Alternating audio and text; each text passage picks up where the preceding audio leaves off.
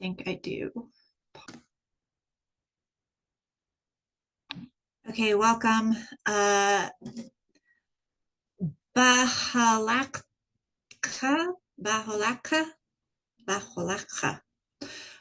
When you set up, that is the name of this week's Torah portion. It comes from the understanding that as you ascend to light the lamps of the candle, the menorah, you are ascending to the lamps. That would be literally the translation in Numbers 8. So when you ascend up, when you set up the lamp. And if you've been with me for a while, you know that the picture of the lamp is the picture of the seven spirits of Yah. It's his image. And so we're going to talk a lot about his image and how Moshe saw his image very clearly. And then Moshe gave us that image. He brought that image to earth. So when Yeshua is praying and he's saying, "Our Father who art in heaven," and he's saying, "Thy will be done in heaven, on earth as it is in heaven," right? So we want to bring the images of heaven to earth, the understandings of heaven to earth. And that is the picture of what Moshe was doing as well. And he was giving us tools and symbols to understand these things. They were given the lamp so that they could see, okay, there's 7 lights, there's 7 spirits, there's 7 feasts, there's 7 churches. All of these things are patterns to teach us and help us to understand in our little human minds, right? So we're going to begin with some prayer, and then let's get into Numbers 8. Yehovah, thank you for being here with us. Thank you for drawing us all together. Thank you that you give us your peace that surpasses all understanding, especially on the Sabbath day, the day that we set apart for you, that we make holy unto you. And we just thank you, Father, that you are healing us, that you are bringing us into a good land of milk and honey in every area of our lives. I pray that you give us clarity in our minds. I pray that you give us clarity in understanding your word and give us your peace. Heal our friends and relatives. Help them to know Yeshua. Help us to be a good representation of your image, not just by the letter of the law or the letter of the Torah, but by your heart, your spirit, and the reasoning behind your commands, the heart behind your commands, whether it be protection, provision, or just trusting in you.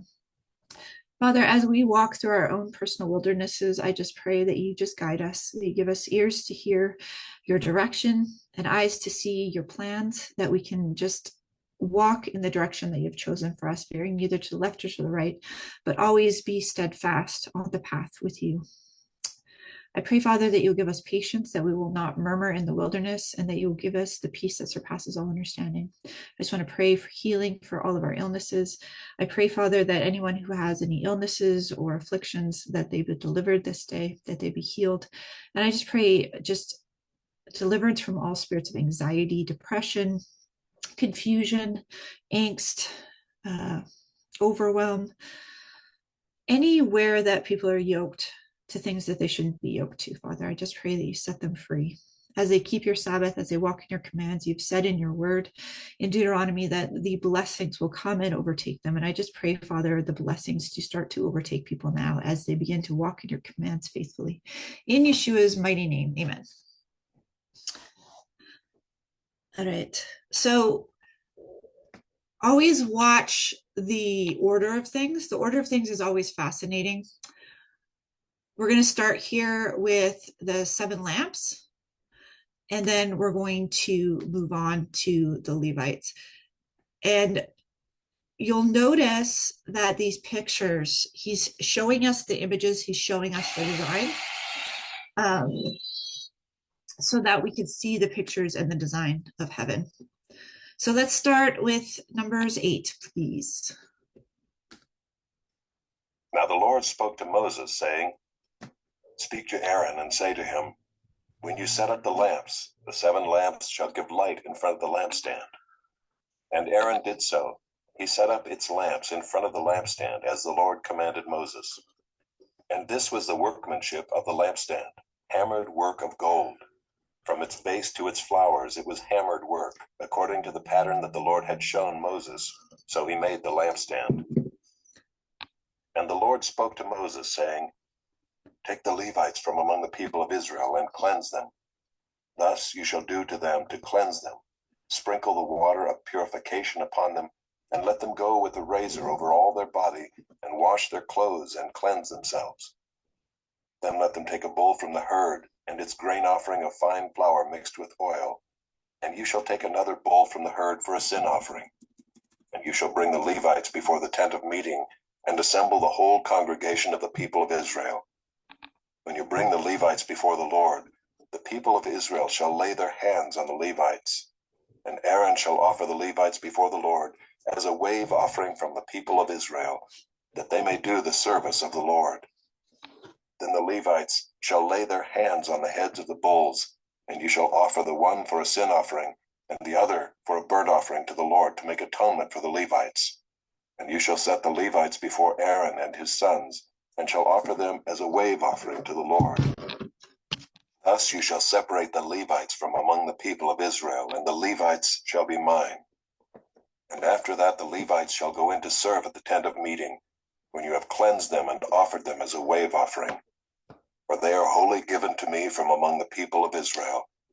Instead of all who open the womb, the firstborn of all the people of Israel, I have taken them for myself. For all the firstborn among the people of Israel are mine, both of man and of beast. On the day that I struck down all the firstborn in the land of Egypt, I consecrated them for myself, and I have taken the Levites instead of all the firstborn among the people of Israel. And I have given the Levites as a gift to Aaron and his sons from among the people of Israel, to do the service for the people of Israel at the tent of meeting, and to make atonement for the people of Israel, that there may be no plague among the people of Israel when the people of Israel come near the sanctuary. Thus did Moses and Aaron and all the congregation of the people of Israel to the Levites. According to all that the Lord commanded Moses concerning the Levites, the people of Israel did to them. And the Levites purified themselves from sin and washed their clothes, and Aaron offered them as a wave offering before the Lord. And Aaron made atonement for them to cleanse them.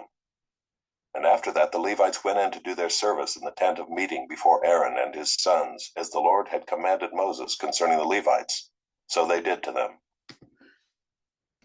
Okay, so the Levites, I just want you to notice that the Levites cleansed their garment. That same language in Revelation. We see the language of cleansing your garments and being ready, right? And then we see in Isaiah 56, the people have joined themselves to Jehovah, and then they're up on his holy mountain, worshiping him in spirit and truth, right? So you do see this pattern of washing their clothes, purifying themselves from sin, and they are now the intercessors. They're now the intercessors, and they are making atonement on behalf of the people. So there's this kind of falling away that's happening where people are, debating Yeshua and whatnot this week. And they're saying that you can't make atonement on behalf of other people. The whole system is intercession and atonement for the people that don't know better yet, and they're learning and they're growing, okay? So when you see Aaron making atonement to the people, he's cleansing the people by making atonement for them. When Moshe intercedes for the people and prays for them, he is standing in the gap for those people. He's being a covering to them as they are ministering to the people, and he's also ministering to Yah, okay? So ministering is just doing service to. Ministering is being a servant to. It's literally just being a servant to. So as someone is making atonement for others and covering others, husbands make atonement for wives. Husbands make atonement for wives. They cover them, they protect them, they cover them when they, in the garden, when Eve was misled, Adam could have covered her and canceled that vow that she made. Let's go look at that really quick, because that's really the first example of this idea of covering and where this idea of covering starts. So let's just go to Genesis.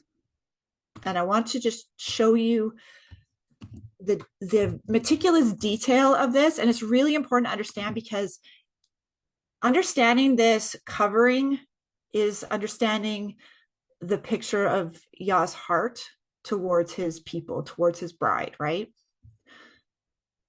I think it's Genesis. I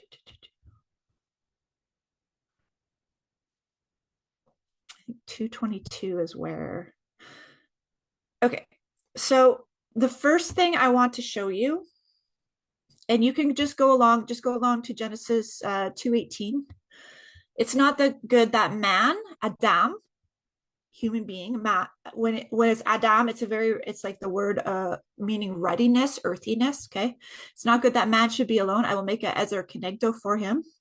And now out of the ground, Jehovah had formed every beast of the field and every bird of the heavens, and brought them to the man to see what he would call them, whether the man and whatever the man called every living creature was its name.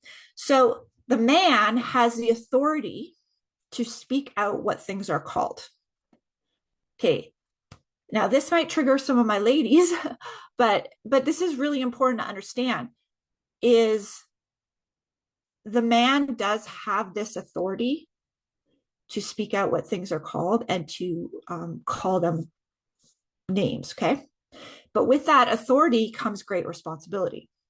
And so most of the women here will understand this in a deep, deep way, that when a man speaks things over you, even if that man is not somebody that you care, like their opinion you really care about, if you haven't really been covered by a father, or you don't have a husband that covers you, what a man says to you or what a man says you are can actually very much affect you, okay? That's why it's so important for husbands to understand that the words that they speak over their wife is actually, the wife is the garden, okay, that they're tilling, that they're growing, and she is very reactive to how you speak to her, right? And the men that get this really get it, and they do wonderfully with it. But the men that don't get it and they think they need to beat women into submission, they don't understand the nature of the garden, right? If you want your garden to grow, do you slap it around or beat it into submission, or do you nurture it and water it and plant good seed, right? So the man has the authority to name what things are, okay? He has authority to call things by name and make those judgments, okay? And then, so you see that he doesn't have a helper fit, Ezer Kenegdo, and Jehovah caused a deep sleep to fall on him. And while he slept, he took one of his ribs and closed it in the place of his flesh. And Jehovah Elohim had taken from the man, Adam, he made into the woman, Isha, and brought her to the man. And then the man said, this at last is bone of my bone and flesh of my flesh, and she shall be called woman because she was taken out of man. Okay, so I want you to catch this, okay? We've had man translated to it was Adam translated to man. Okay, this is why staying in the English is not going to really make the text come alive for you, okay? So you've got man, Adam. All the way up to this point, he's called Adam, okay?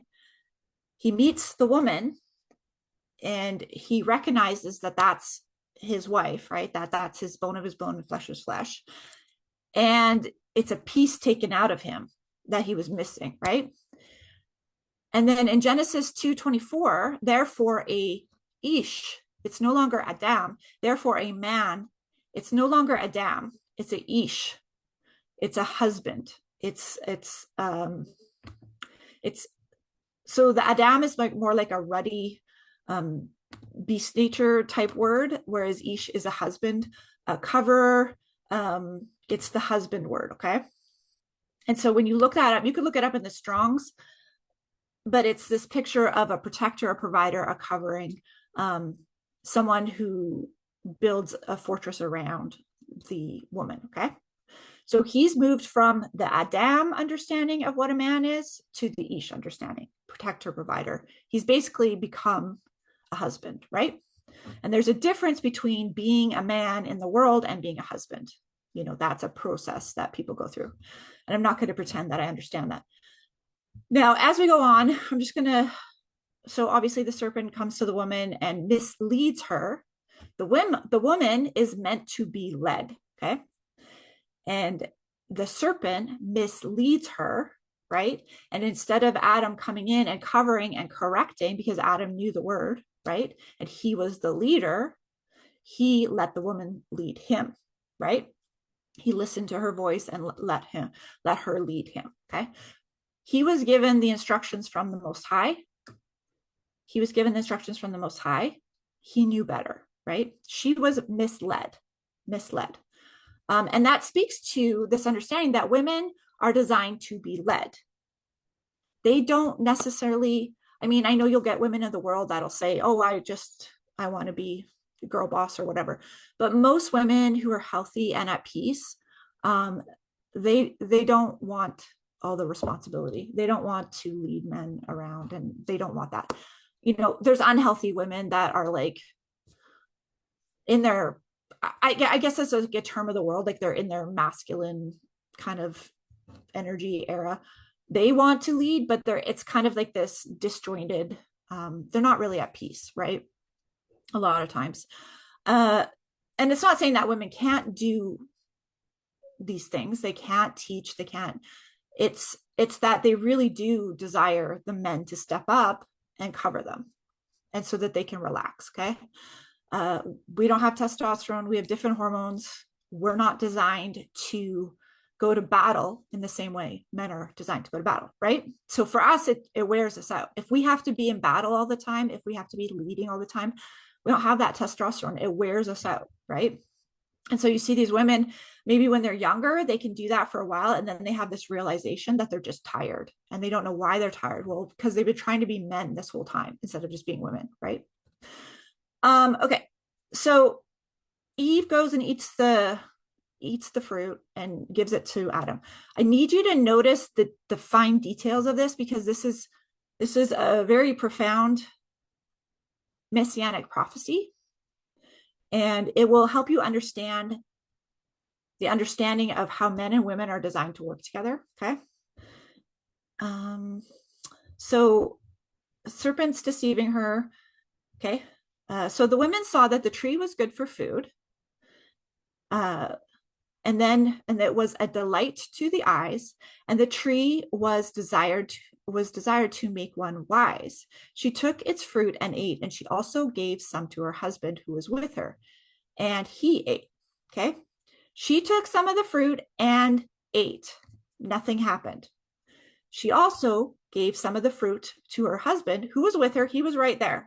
He could have stopped it at any point, right? And he ate. Then the eyes of both were opened, okay? The eyes of Eve were not opened when she ate the fruit. The eyes of Eve were opened when her husband ate the fruit. Then both of their eyes were open, and they knew that they were naked, okay?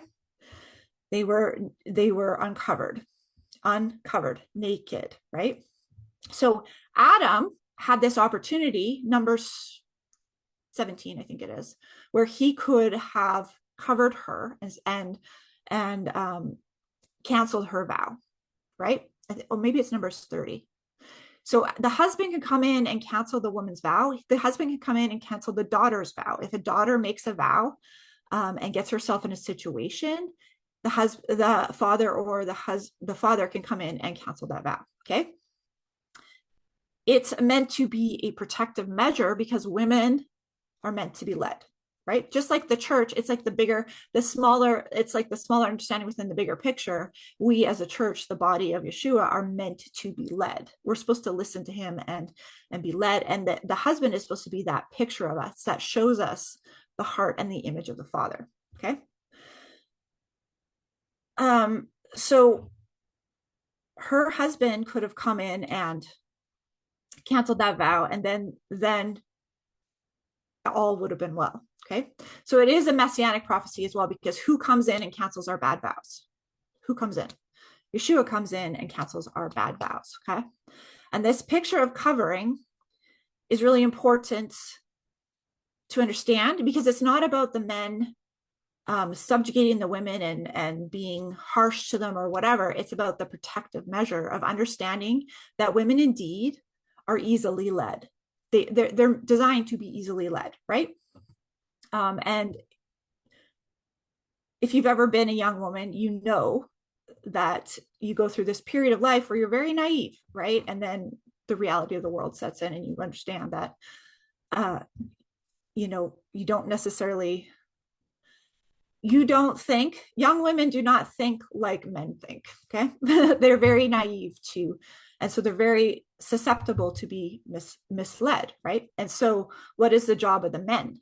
To not mislead, to lead properly in the image of Yah, so that the women do not feel misled and they can trust in the men, right? Let's go back to, why did we get on that topic though? Oh yeah, covering. Okay, so that is the beginning of the understanding of covering. It's a husband covering a wife. But then we have to understand that there's the deeper understanding of the covering. So we have the picture of the Levites and Aaron covering the people. Okay, so we have here the Levites in Numbers 8:20. We have the Levites purified themselves from sin and washed their clothes. And Aaron offered them as a wave offering before Jehovah. And Aaron made atonement for them to cleanse them. After that, the Levites went in to do their service, their ministry in the tent of meeting before Aaron and his sons, as Jehovah had commanded Moshe concerning the Levites, and so they did to them. So it's this picture of this group of people who have set themselves apart even further than the rest of the people in order to be of service to both, okay? And that's that covering picture, okay? And you will see it again when you get into the book of Revelation 2 and 3 and you go through the churches, you'll see all these pictures of covering. Washing the clothes. So those who are going to be ready for temple service, those who are going to be ready to be a royal priesthood, they are the ones that have washed their clothes, they have cleansed their garments, they have purified themselves from sin, they have removed the sin from their lives, and they've really taken an accounting. And you see that as you go through the churches. Some of them have problems, some of them don't have problems. And then it's often attached to the garments that they're wearing, okay? So are you prepared to be a royal priesthood? Are you cleansing and sanctifying yourself and allowing yourself to be sanctified in that way so that you can be of service and you can minister to the people? In really simple terms, really, really simple terms, if you think about it like this, let's say you have a pastor who was wanting to minister to you, but he had all sorts of sin in his life. His children are a mess because they know what he's really like at home. His wife is rebelling against him because he shows her no love or compassion. And his whole thing is a mess. He hasn't cleansed and purified himself, but he's trying to lead the people, right? He's trying to be an example and show them what the image of heaven looks like, right? This is the image of heaven. It's trying to bring the image of heaven to earth. And this pastor is trying to do that while not cleansing a sin, or he gets caught for, what they usually get caught for, fornication or something. And so he can't be that representation. He can't minister to the people properly because he's not in a condition to minister to the people properly. His own house is not in order, right? That's like the basic understanding of it, right? Would you trust a pastor who has a constant, who has like 4 or 5 marriages and just mess after mess after mess? And it's not that he's repented and he's cleaned up his life, but the mess continues, right? And you can see that in his life. You wouldn't be able to trust the service and the ministry of that pastor, right? So we have to make sure that we're listening to people who have their houses in order. All right, let's carry on. And the Lord spoke to Moses, saying, "This applies to the Levites. From 25 years old and upward, they shall come to do duty in the service of the tent of meeting. And from the age of 50 years, they shall withdraw from the duty of the service and serve no more. They minister to their brothers in the tent of meeting by keeping guard, but they shall do no service. Thus shall you do to the Levites in assigning their duties. And the Lord spoke to Moses in the wilderness of Sinai in the first month of the second year after they had come out of the land of Egypt, saying, Let the people of Israel keep the Passover at its appointed time. On the 14th day of this month, at twilight, you shall keep it at its appointed time. According to all its statutes and all its rules, you shall keep it. So Moses told the people of Israel that they should keep the Passover. And they kept the Passover in the first month, on the 14th day of the month, at twilight, in the wilderness of Sinai, according to all that the Lord commanded Moses. So the people of Israel did. And there were certain men who were unclean through touching a dead body, so that they could not keep the Passover on that day. And they came before Moses and Aaron on that day. And those men said to him, We are unclean through touching a dead body. Why are we kept from bringing the Lord's offering at its appointed time among the people of Israel? And Moses said to them, Wait that I may hear what the Lord will command concerning you. The Lord spoke to Moses, saying, Speak to the people of Israel, saying, If any one of you or of your descendants is unclean through touching a dead body, or is on a long journey, he shall still keep the Passover to the Lord. In the second month on the 14th day at twilight they shall keep it. They shall eat it with unleavened bread and bitter herbs. They shall leave none of it until the morning, nor break any of its bones. According to all the statute for the Passover they shall keep it. But if anyone who is clean and is not on a journey fails to keep the Passover, that person shall be cut off from his people, because he did not bring the Lord's offering at its appointed time. That man shall bear his sin. And if a stranger sojourns among you and would keep the Passover to the Lord, according to the statute of the Passover and according to its rule, so shall he do. You shall have one statute, both for the sojourner and for the native. Okay. You shall have one statute, both for the sojourner and the native. Just highlighting that. Okay, so second Passover. I don't know why I always think of like the hobbits and second breakfast whenever I say second Passover. Second breakfast. Let's go to the example of second Passover that happens in 2 Chronicles 30, verse 1. And it's when Hezekiah kind of brings the kingdom back together. Let's just go through it. It's important to understand this picture of second Passover because it's an ingathering of the people again who were not keeping the commandments. They were all over the place.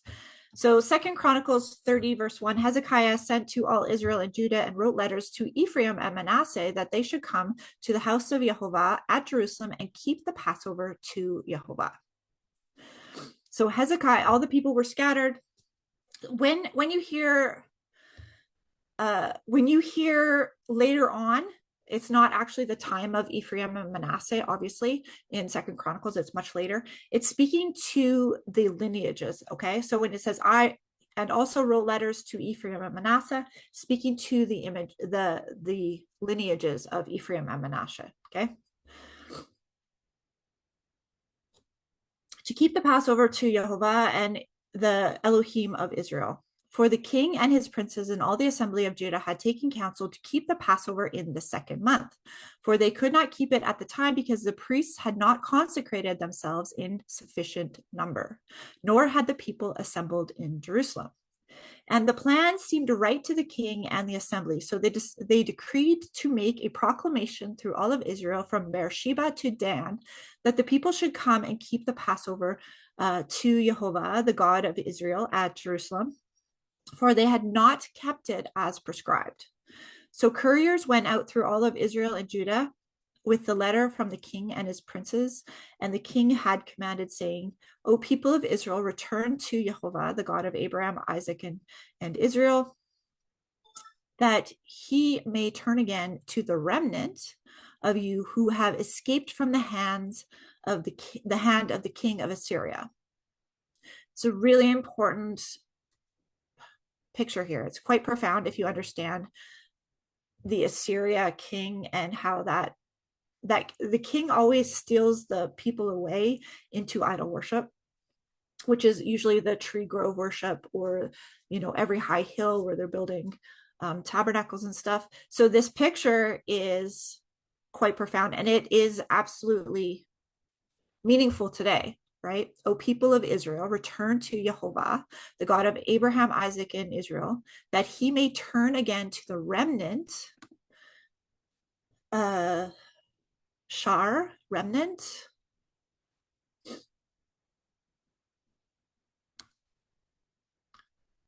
Sha'ar,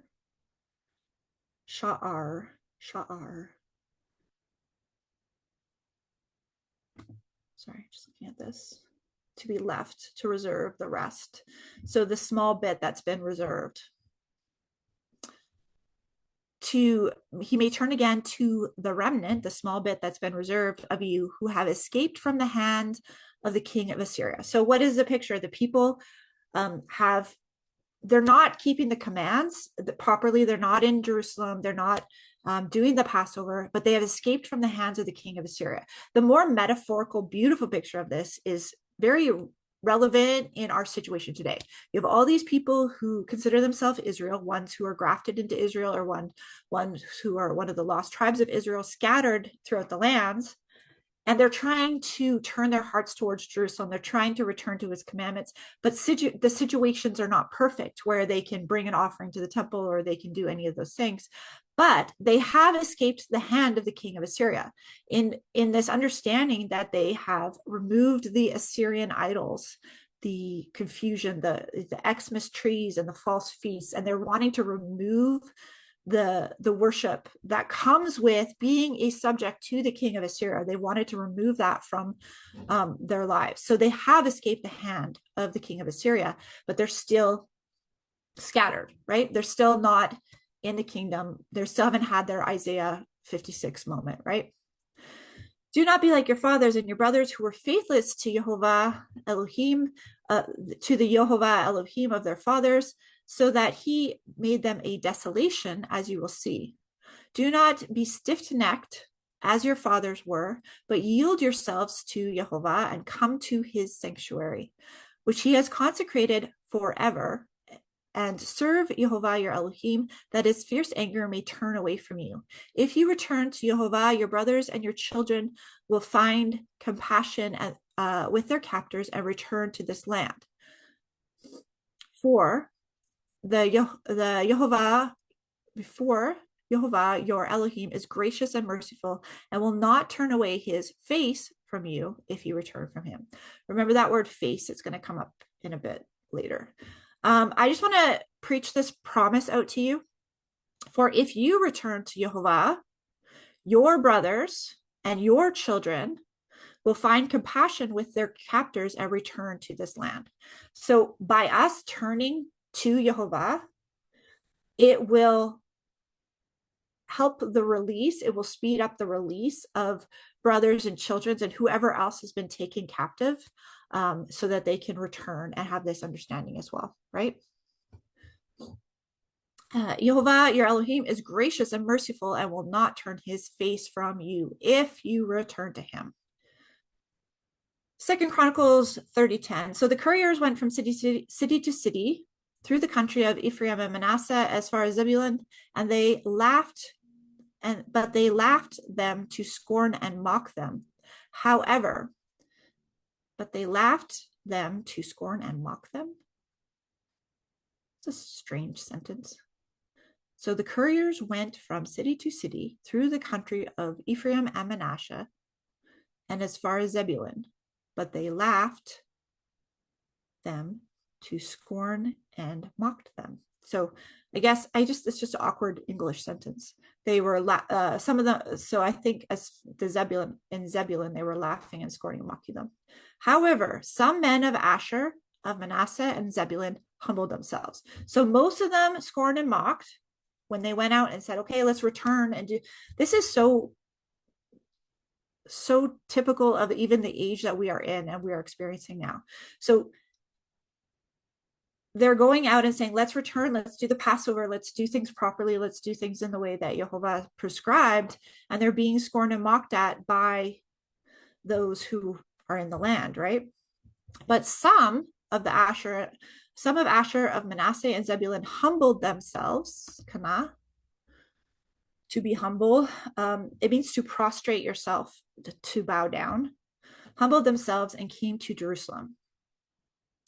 The hand of Elohim was also on Judah to give them one heart to do the king and what the king and princes commanded by the word of Jehovah. And many people came together in Jerusalem to keep the feast of unleavened bread in the second month, a very great assembly. They set to work and removed the altars that were in Jerusalem. So the false altars that were in Jerusalem, they removed them. They tore down those false altars. And all the altars for burning incense they took away and threw in the brook Kidron.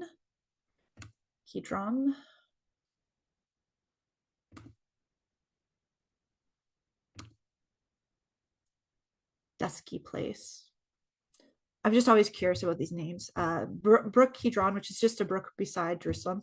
And they slaughtered the Passover lamb on the 14th day of the second month. And the priests and the Levites were ashamed, so that they consecrated themselves and brought burnt offerings into the house of Jehovah. And they took their accustomed post according to the law of Moshe, the man of God. The priests threw blood that they received from the hands of the Levites. For there were many in the assembly who had not consecrated themselves. Consecrating yourselves is kadesh, making yourself set apart. So an example of consecrating yourself would be keeping the Sabbath day, right? You're consecrating yourself. You're making yourself different than the rest of the world. You're setting yourself apart. Not eating certain foods, not eating pork would be an example of consecrating yourself and making yourself different than the world, right? Now the priests would do that to an even higher degree, of course.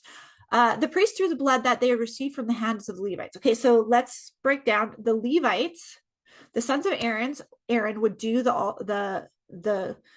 would put the blood on the altars. Okay, they would take the blood and do the whatever on the altars. Okay, the Levites were the ones that would be processing the things behind the scenes. So the Levites would be skinning the animal. They would be doing all of that kind of stuff behind the scenes. So the priests threw the blood that they received from the hand of the Levites. So the Levites are processing, and then the priests, the sons of Aaron, are the ones that are doing the actual ceremonial type stuff.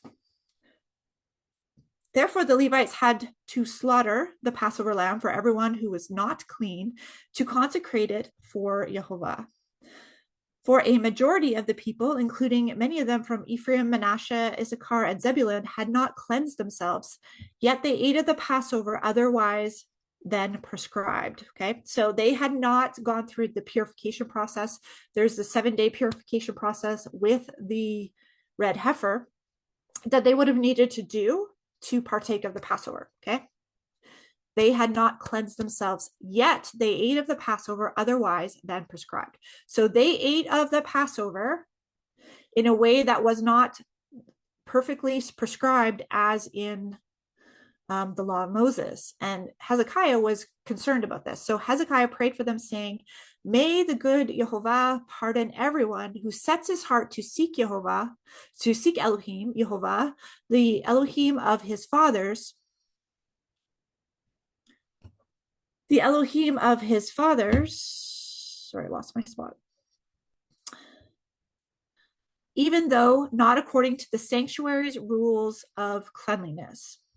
And Jehovah heard Hezekiah and healed the people. So this is an example of the people doing the best they could in the situation they had, and their hearts were turned to him, and they were wanting to get things in order. They were wanting to consecrate themselves. They were wanting to do it right, but they were not cleansed at that time. They were not walking beforehand in the rules of cleanliness and not in the way. But Jehovah heard the intercession of the king Hezekiah, and he healed them anyways. He accepted their offering anyways, because their hearts were turning towards him and they were getting in order. Okay. That is important to remember at this time, because we see so many people trying to point the finger. Oh, like, you can't do this right, you can't do that. It's none of us can do it perfectly. We don't have a temple, we don't have any of these things.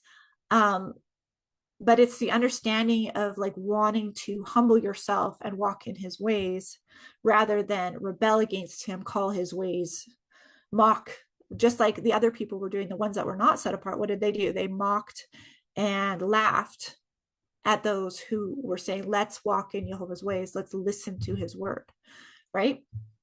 And so when Jehovah heard Hezekiah's prayer, he healed the people, he accepted that.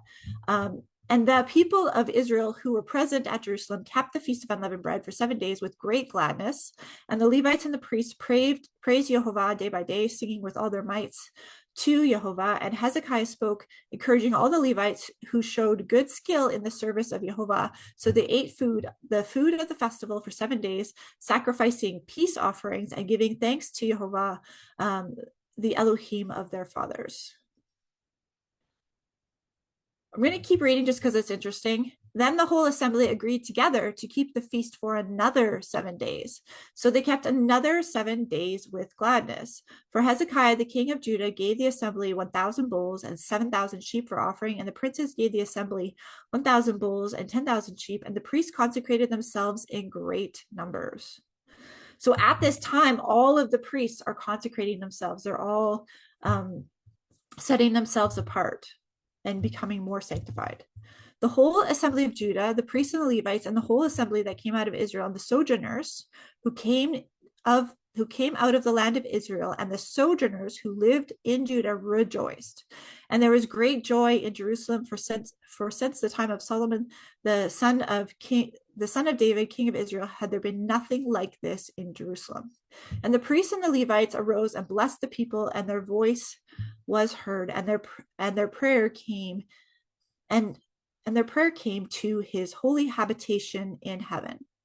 So as they consecrated themselves and blessed the people, their voice was heard, and their prayer came all the way up to the holy habitation in heaven.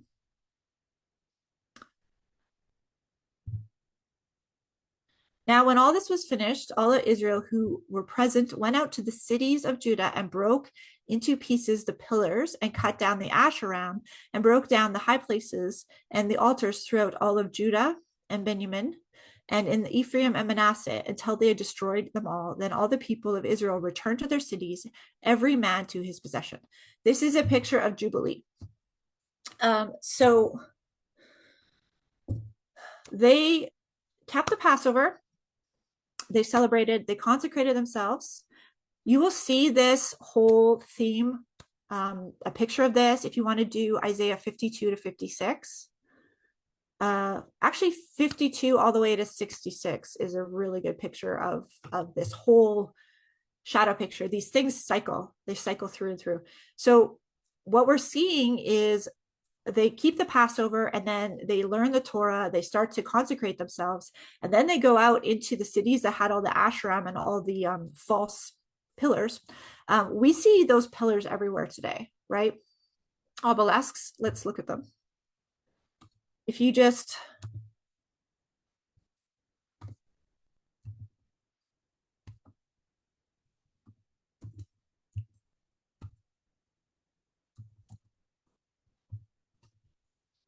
Google obelisks around the world, they're everywhere, right?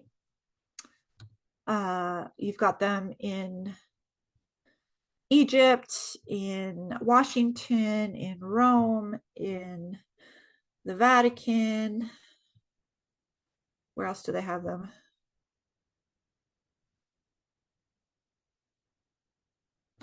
That's a YouTube. 10 famous obelisks from around the world. They're everywhere. I would say probably in almost every country, there's obelisks everywhere. And so they were going out through the land. So this is a symbol that's been used throughout the ages in the Assyrian kingdom to represent, should I say it, fallacies. It's a fertility worship symbol. Okay, we'll just leave that there. If you want to look into that, you can. And so the people were actually, after they had kept the Passover, they went out and broke into pieces the pillars and cut down the Asherim and broke down the high places and all the altars throughout all of Judah and Benjamin and Ephraim and Manasseh. So all of the land, they were going out and they were destroying these high places.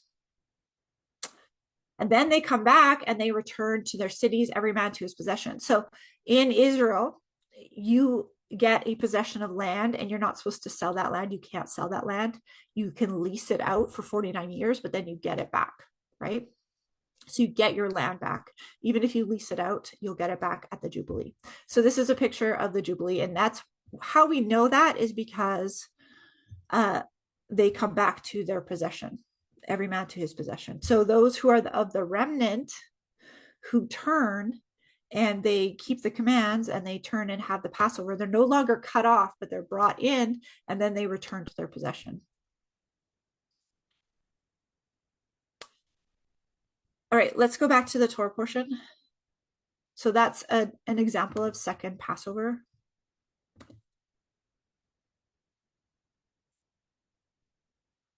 We're going to go into the cloud covering. So we're at Numbers 9:15. Numbers 9:15. On the day that the tabernacle was set up, the cloud covered the tabernacle, the tent of the testimony, and at evening it was over the tabernacle like the appearance of fire until morning. So it was always. The cloud covered it by day, and the appearance of fire by night. And whenever the cloud lifted from over the tent, after that the people of Israel set out, and in the place where the cloud settled down, there the people of Israel camped. At the command of the Lord, the people of Israel set out, and at the command of the Lord they camped. As long as the cloud rested over the tabernacle, they remained in camp. Even when the cloud continued over the tabernacle many days, the people of Israel kept the charge of the Lord and did not set out. Sometimes the cloud was a few days over the tabernacle, and according to the command of the Lord, they remained in camp. Then according to the command of the Lord, they set out.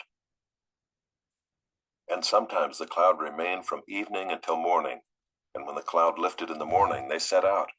Or if it continued for a day and a night, when the cloud lifted, they set out. Whether it was 2 days, or a month, or a longer time, that the cloud continued over the tabernacle, abiding there, the people of Israel remained in camp and did not set out, but when it lifted, they set out. At the command of the Lord they camped, and at the command of the Lord they set out. They kept the charge of the Lord at the command of the Lord by Moses.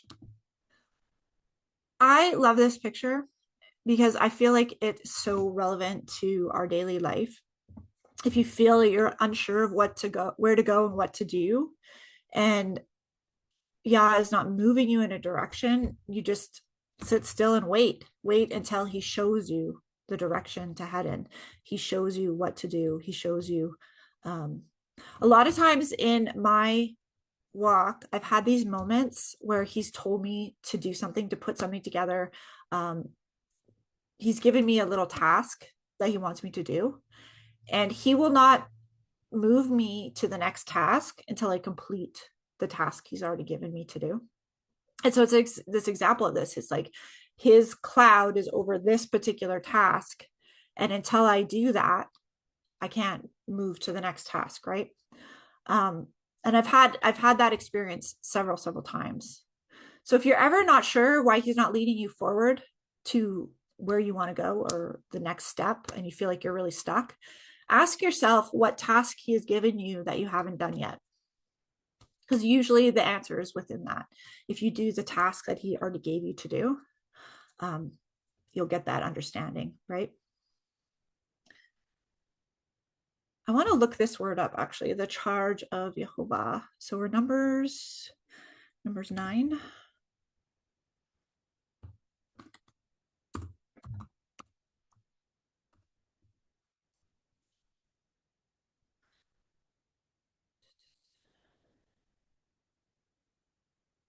Nine 15.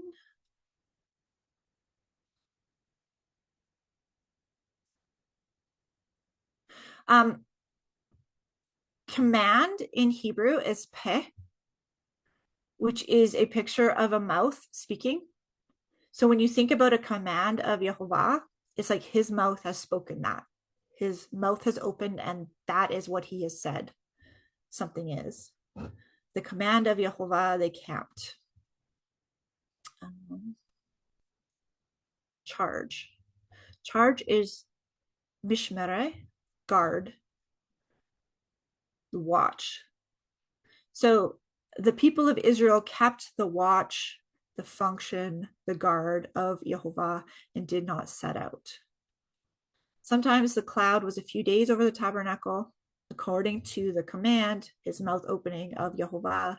They remained in the camp. Then, according to the command of Yehovah, they set out. So you wait on his mouth to open and speak on where to go.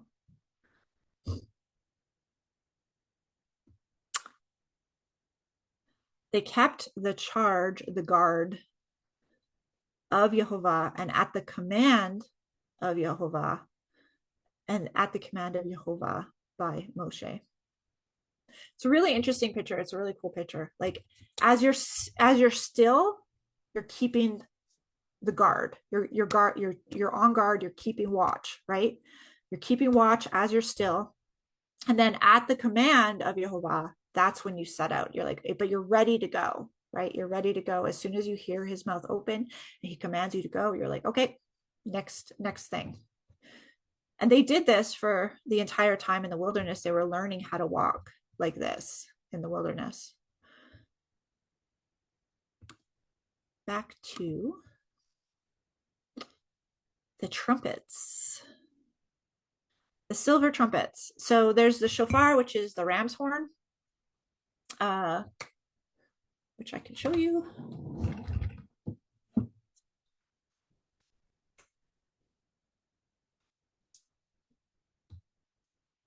This is a shofar. This is a bigger one. I think there's also shorter ones. My shorter one is downstairs. Yeah, this is the ram's horn. But then they had the silver trumpets as well. So this is about the silver trumpets. So these are not the ram's horns. The Lord spoke to Moses, saying, "Make 2 silver trumpets. Of hammered work you shall make them, and you shall use them for summoning the congregation and for breaking camp. And when both are blown, all the congregation shall gather themselves to you at the entrance of the tent of meeting. But if they blow only one, then the chiefs, the heads of the tribes of Israel, shall gather themselves to you. When you blow an alarm, the camps that are on the east side shall set out. And when you blow an alarm the second time, the camps that are on the south side shall set out. An alarm is to be blown whenever they are to set out. But when the assembly is to be gathered together, you shall blow a long blast, but you shall not sound an alarm. And the sons of Aaron, the priests, shall blow the trumpets. The trumpets shall be to you for a perpetual statute throughout your generations. And when you go to war in your land against the adversary who oppresses you, then you shall sound an alarm with the trumpets, that you may be remembered before the Lord your God, and you shall be saved from your enemies.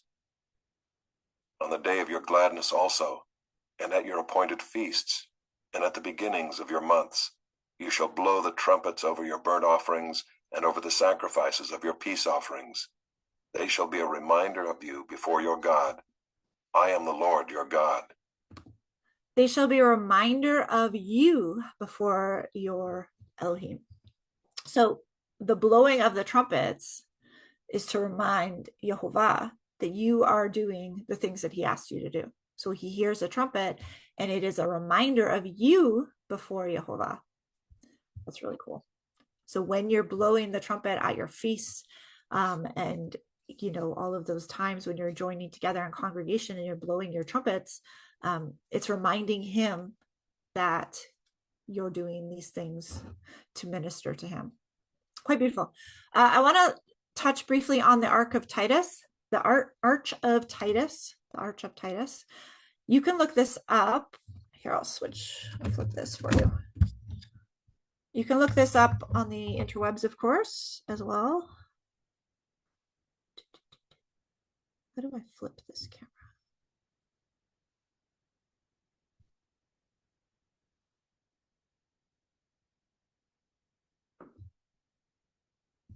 Okay, so this is just the wiki.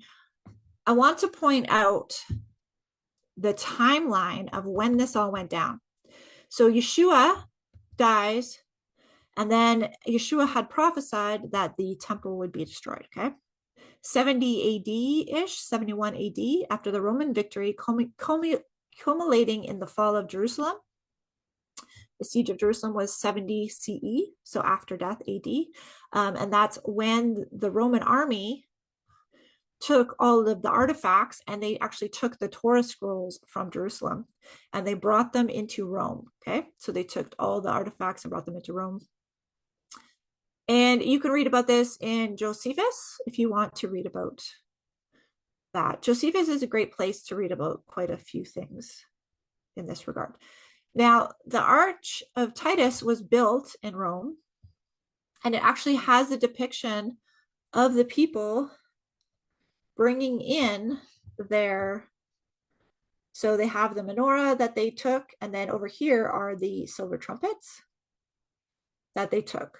Okay, notice that they did not have the ark. They don't have the Ark of the Covenant.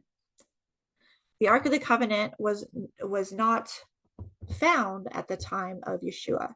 The Ark of the Covenant was not in the temple at that time. Jeremiah had hidden it. Okay, so there's your trumpets that the Romans, after the temple was destroyed, took these symbols, right? The menorah. I'm thinking that these are banners. They're banners, like when you go to war, you have a banner that goes ahead of you, right? Yeah, that's what I think these must be. And then these are the Romans carrying these things off. Some sort of box with the trumpets in it.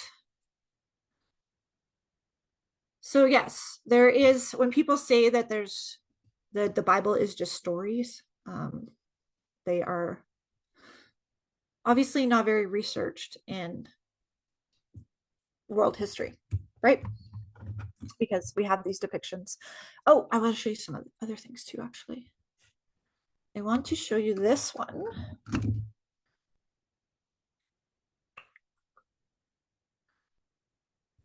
Okay, so here is a ancient pillar at the synagogue of Capernaum. So Capernaum is in the north shore of the Sea of Galilee. So this was engraved into the synagogue and the north shore of the Galilee, okay? And it's the seven branched, 1, 2, 3, 4, 5, 6, 7, the seven branched menorah, right? And that one was put in, it was engraved into the stone. And so just to illustrate, so Mark 1:21 is where Yeshua taught in the synagogue on the Sabbath day. So in this very synagogue that has this symbol, the symbol of the menorah, Yeshua taught on the Sabbath day. Mark 1:21, and they went to Capernaum, and straightway on the Sabbath day he entered the synagogue, and there he taught. Mark 1:22, they were astonished at his doctrine, for he taught them as one who had authority, not as the scribes. So Yeshua had taught right where this engraving in Israel is. Then I want to show you one more thing. There's a prophecy. Showed some of you this last week, but there's the prophecy of the seven fires. Okay, so here's this is an engraving in Michigan, I believe. Yeah, Michigan. You can go see this in Michigan. And this is from, notice the three prongs, and then notice the three.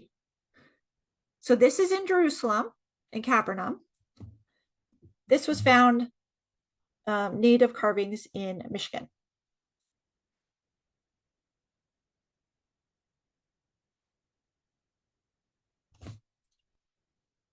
To show you guys this. Okay, and so if you want to read these stories, it's this book here, Chief Joseph Riverwind, and he goes through all the native history. He goes through the native history from pre-colonial times. Some very interesting stuff. We'll get into more of my thoughts on that in a bit, and where the ark is in a moment here, because we're going to go into Jeremiah. So that is just some information on that stuff. Let's move on to Israel leaves Sinai. We're at Numbers 10:11. Numbers 10:11. In the 2nd year, in the 2nd month, on the 20th day of the month, the cloud lifted from over the tabernacle of the testimony, and the people of Israel set out by stages from the wilderness of Sinai. And the cloud settled down in the wilderness of Paran. They set out for the first time at the command of the Lord by Moses.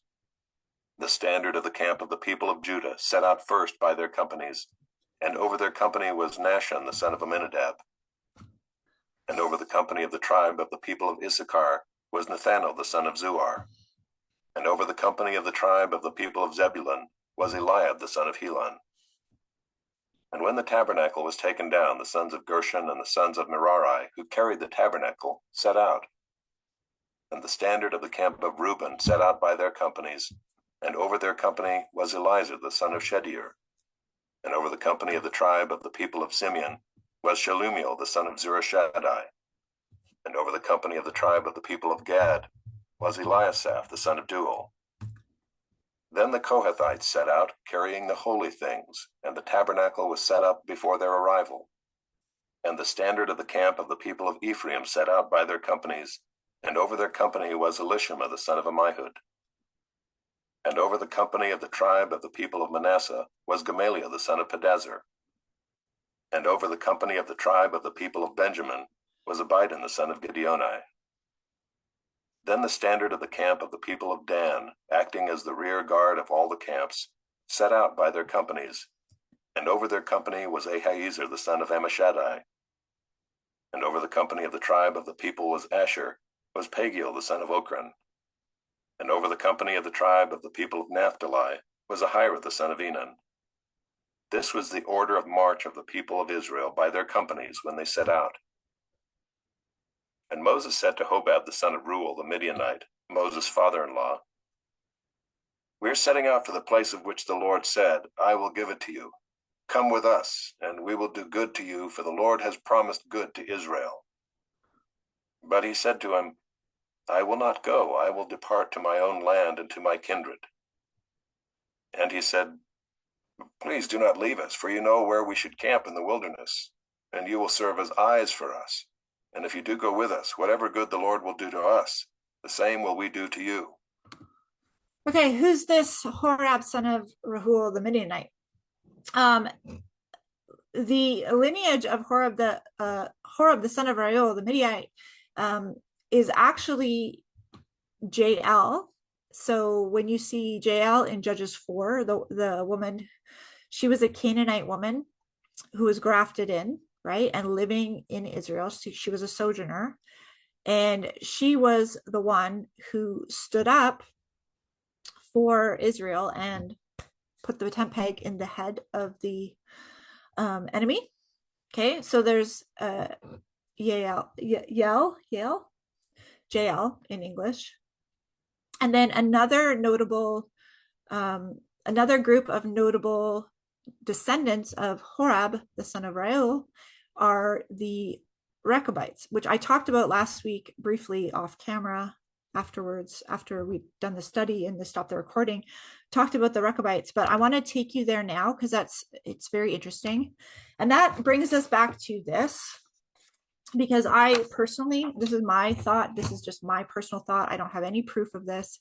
I think the native people are descendants of this group of people. Okay, and you'll see why when we go through this, but they made certain vows. They made vows to not acquire land. They made vows to not have a vineyard, and all this stuff. And it's really interesting that they did live that way for so long until the colonizers came and forced them into houses and forced them into communities, right? So let's go to Jeremiah 35:1. Jeremiah 35:1. And the word that came to Jeremiah from Jehovah in the days of Jeroboam, the son of Josiah, king of Judah: go to the house of the Rechabites and speak to them. And these are the descendants of who Moshe was just talking to, okay? Go to the house of the Rechabites and speak to them, and bring them to the house of Jehovah into one of the chambers, and then offer them wine to drink. So I took Jazanah, the son of Jeremiah, the son of Habazazana and his brothers and all the sons and the whole house of the Rechabites, and brought them to the house of Jehovah and into the chamber of the sons of Hanan, the sons of Igladah, the man of Elohim, which was near the chamber of the officials, above the chamber of Manasseh, the son of Shallum, keeper of the threshold. Then I set before the Rechabites pitchers full of wine and cups, and I said to them, drink wine. But they answered, we will drink no wine, for Jonadab, the son of Rechab, our father, commanded us, you shall not drink wine, neither you or your sons forever. Nor you shall not build a house, you shall not sow seed, you shall not plant or have a vineyard, you shall live in tents all of your days, that you may live many days in the land where you sojourn, where you dwell. We have obeyed the voice of Jonadab, the son of Rechab, our father, and in all that he commanded us, to drink no wine in all of our days, ourselves, our wives, and our sons and our daughters, to not build houses to dwell in, and have no vineyard. We have no vineyard or field or seed. And we have lived in tents and obeyed and done all that Jonadab, our father, commanded us. But when Nebuchadnezzar, the king of Babylon, came against the land, we said, Come, let us go to Jerusalem, for the fear of the army of the Chaldeans and the army of the Syrians, so we are living in Jerusalem. And the word of Jehovah came to Jeremiah, thus says Jehovah of hosts, the God of Israel, go and say to the people of Judah and to the inhabitants of Jerusalem, will you not receive my instruction and listen to my words, declares Jehovah? The command of Jonadab, the son of Rechab, gave to his sons to drink no wine, it has been kept, and they drink none to this day, for they have obeyed their father's command. And I have spoken to you persistently, but you have not listened to me. I have sent you all my servants, the prophets, sending them persistently, saying, turn now, every one of you, from his evil way, and amend your deeds, and do not go after other gods and serve them, and you shall dwell in the land that I gave you and your fathers. But you did not incline your ear to listen to me. The sons of Jonadab, the son of Rechab, have kept the command of their father that their father gave them, but this people has not obeyed me. Okay, so what's the picture here? The Rechabites, they were faithful to the command of their father. Their father told them not to drink wine. The father told them to sojourn, to live in tents, to not have fields, and to just sojourn on the land. And they did that, and they did not drink wine even when they were offered it. They kept the command that their father gave them. And Jehovah is saying to the sons of Judah and the sons of Israel, these men are keeping my command. They are keeping the father's command. They are being faithful. It's also a picture of the Nazarite vow, because right, what does the Nazarite vow entail, right? The Nazarite vow entails no wine, no strong drink, right?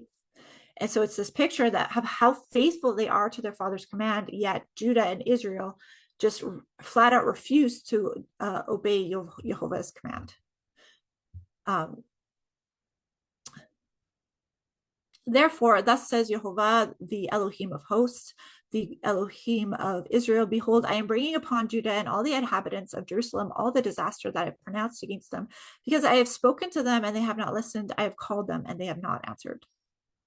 But to the house of the Rechabites, Jeremiah said, thus says Jehovah of hosts, the God of Israel, because you have obeyed the command of Jonadab, your father, and kept all his precepts and done all that he commanded you. Therefore, thus says Jehovah of hosts, the God of Israel, Jonadab, the son of Rechab, should never lack a man to stand before me. So they were blessed that they should always have someone to stand before him.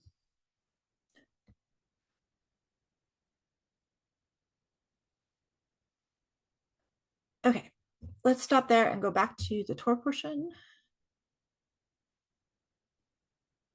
There is, I forget where it is, but I believe the Rechabites were the ones that moved the ark. When Jeremiah went to go hide the ark, I believe that they, don't quote me on that, I need to look it up again, but I believe they're the ones that moved the ark. If you guys know, just put in the comments. Okay, moving on to the end of this section. We're back into Numbers. So they set out from the mount of the Lord 3 days' journey. And the ark of the covenant of the Lord went before them 3 days' journey to seek out a resting place for them. And the cloud of the Lord was over them by day whenever they set out from the camp. And whenever the ark set out, Moses said, Arise, O Lord, and let your enemies be scattered, and let those who hate you flee before you. And when it rested, he said, Return, O Lord, to the 10,000 thousands of Israel. Okay, I need to check that. I need to know.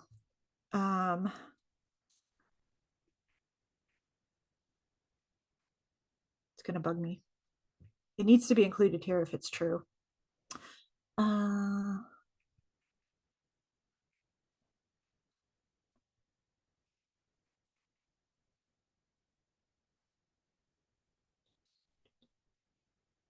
Okay, I think we just need to keep reading. Let me just keep reading.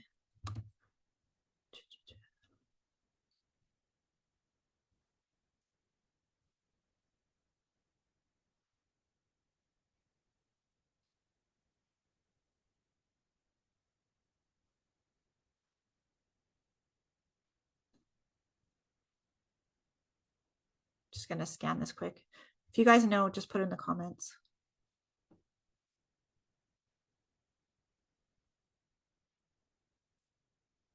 I don't know why I remember that, but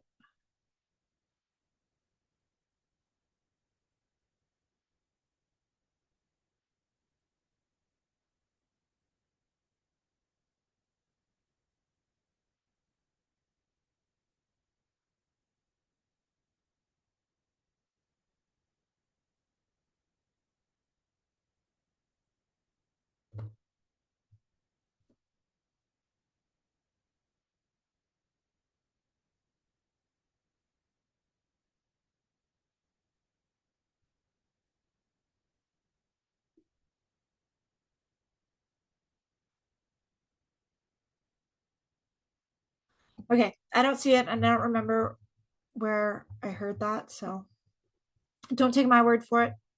Look it up for yourselves. I don't recall where I got that idea from. Okay, something to note in this section of Numbers, so Numbers 10:35, there's something in here in the Hebrew text. You know when Yeshua talks about jots and tittles and how jots and tittles in the scroll? So jots and tittles in the scroll give emphasis, and they're just irregularities. A lot of times they're irregularities that are meant to emphasize something. So there is a jot and tittle in this section of Numbers 10:36, and they're called upside down yods. Let's see if we could see them in the scroll. Let's just see.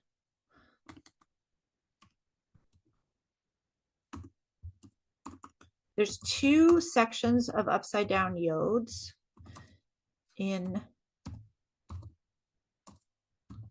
the Torah. I don't know if you'll be able to see it on here.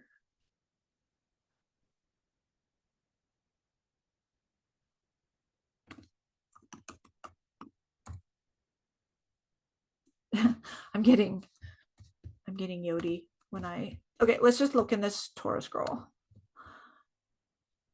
I'm getting Yoda from Star Wars when I look that up.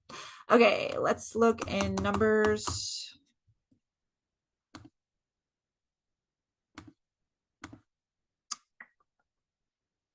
Numbers 10:35. I don't know if we'll be able to see it, but we'll try.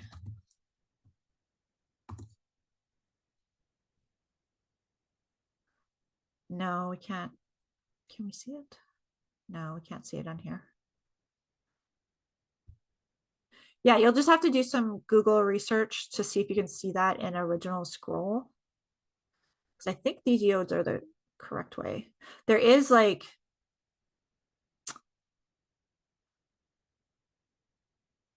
these. Okay, so you could see how it's been scribed here. Okay, so let me show you guys this.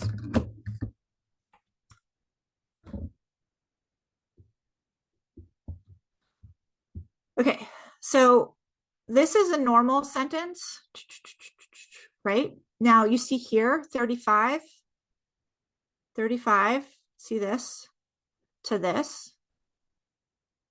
It's like this marker that's been added to either side of the text to make it stand out, right? So this is 35, there's the marker, and then there's the marker. So when you're reading it, okay, so here's the marker, here's where 35 begins. You'd be reading it this way, right? And then at the end of 36, it's almost like it's encompassed in parentheses. And there's another example of this in Psalms. I don't know where in particular, but there is another example of this in Psalms.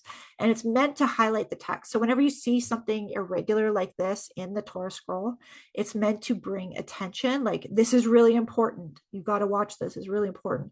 So when we read this in English,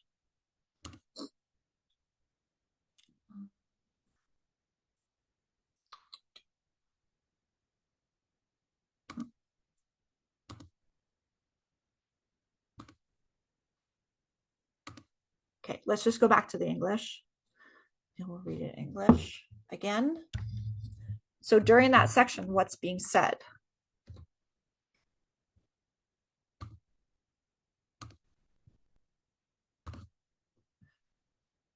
Numbers 10:35. And whenever the ark sets out, Moshe said, "Arise, O Yehovah, and let your enemies be scattered, and let those who hate you flee before you."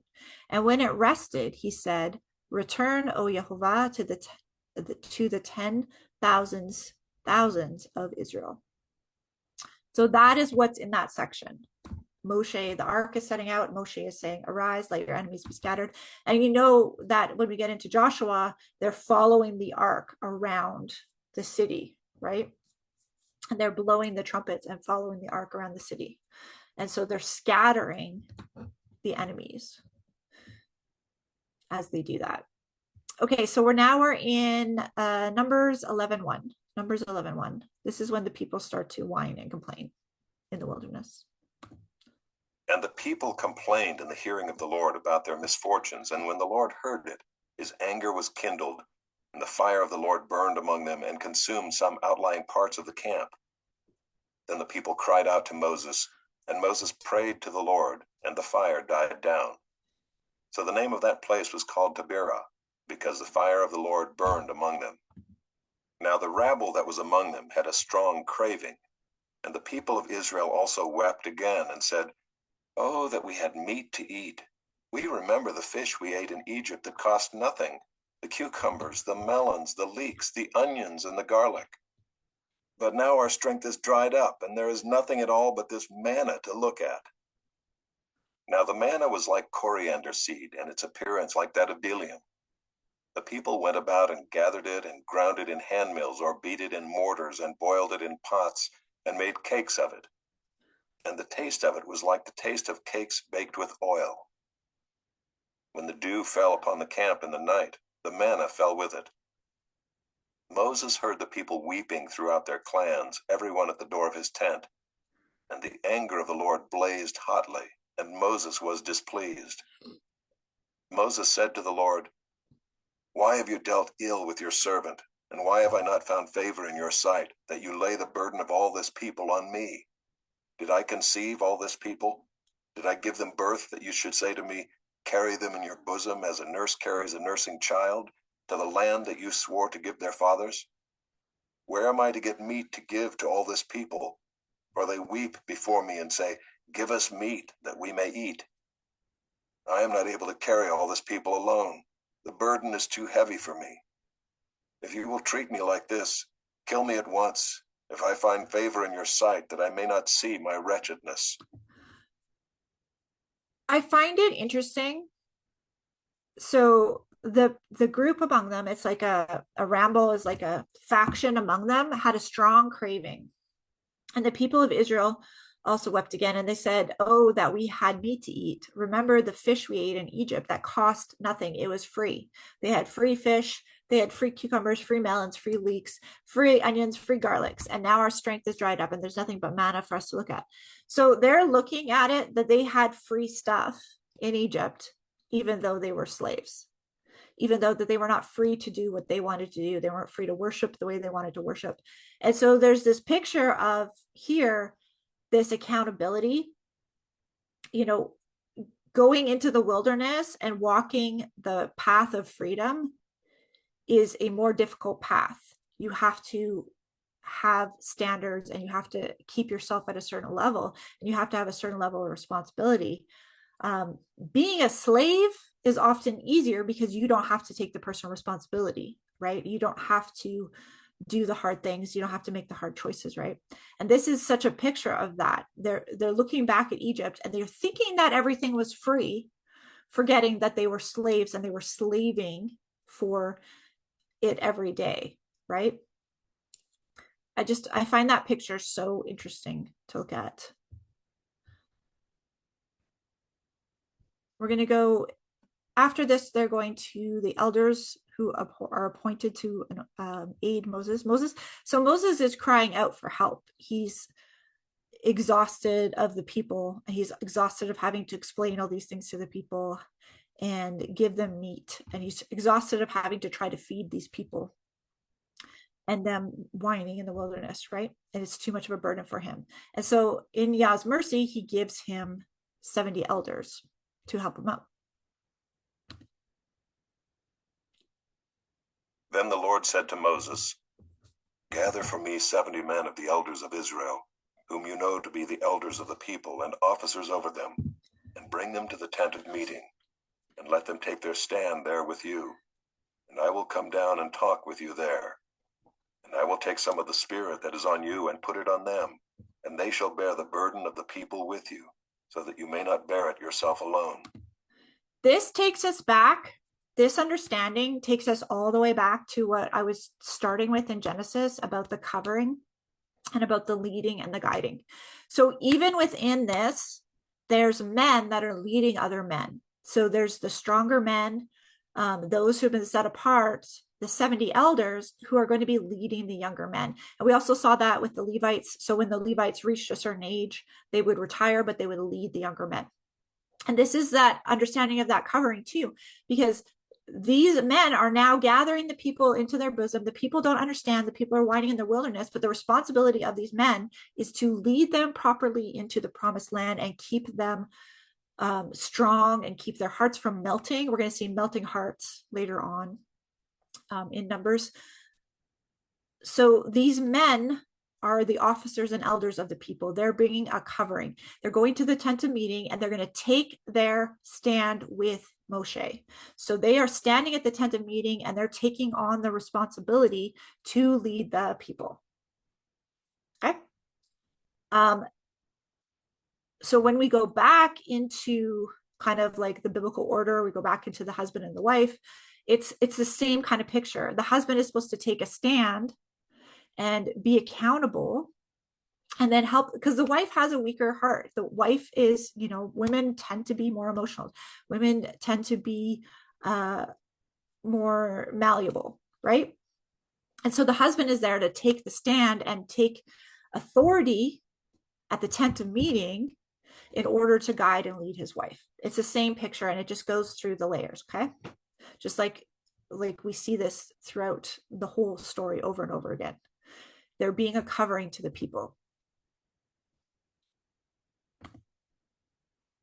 And say to the people, "Consecrate yourselves for tomorrow, and you shall eat meat, for you have wept in the hearing of the Lord, saying, Who will give us meat to eat?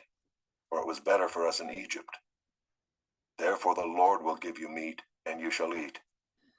You shall not eat just 1 day, or 2 days, or 5 days, or 10 days, or 20 days, but a whole month, until it comes out at your nostrils and becomes loathsome to you, because you have rejected the Lord who is among you, and have wept before him, saying, Why did we come out of Egypt?" But Moses said, "The people among whom I am number 600,000 on foot, and you have said, I will give them meat, that they may eat a whole month. Shall flocks and herds be slaughtered for them and be enough for them? Or shall all the fish of the sea be gathered together for them and be enough for them?" And the Lord said to Moses, "Is the Lord's hand shortened? Now you shall see whether my word will come true for you or not."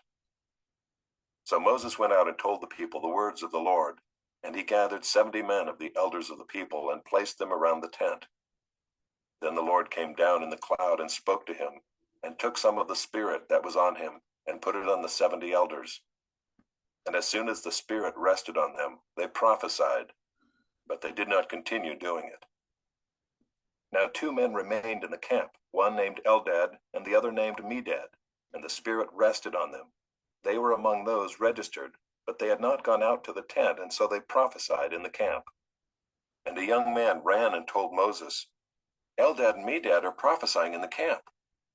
And Joshua the son of Nun, the assistant of Moses from his youth, said, My lord Moses, stop them. But Moses said to him, Are you jealous for my sake? Would that all the Lord's people were prophets, that the Lord would put his Spirit on them. And Moses and the elders of Israel returned to the camp. Then a wind from the Lord sprang up, and it brought quail from the sea, and let them fall beside the camp, about a day's journey on this side, and a day's journey on the other side, around the camp, and about 2 cubits above the ground. And the people rose all that day and all night and all the next day, and gathered the quail. Those who gathered least gathered 10 homers. And they spread them out for themselves all around the camp. While the meat was yet between their teeth, before it was consumed, the anger of the Lord was kindled against the people, and the Lord struck down the people with a very great plague. Therefore the name of that place was called Kibroth-Hattaavah, because there they buried the people who had the craving. From Kibroth-Hattaavah the people journeyed to Hazeroth, and they remained at Hazeroth. That place is called the graves of lust. The graves of lust. Kibroth-Hattaavah is the graves of lust, because the people were buried, they had the lust and the craving. I want to look up craving in Hebrew, just a second. So we're Numbers 11. Numbers 11:31.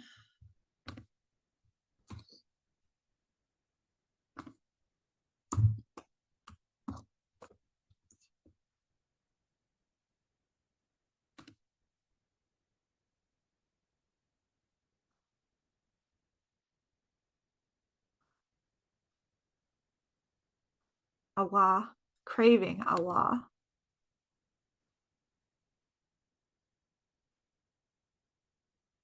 A place, oh, this is so interesting. Allah is a place whither one takes oneself for resting. Allah. To wish for. Allah, to wish for, to covet, to greatly desire, to be desirous, to long, to lust after. Ava, Ava, Ava. To mark out. Connected to longing, a strong desire.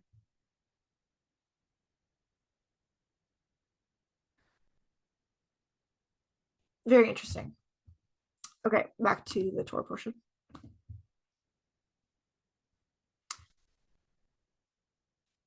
I wanted to look up actually basar, meat, basar.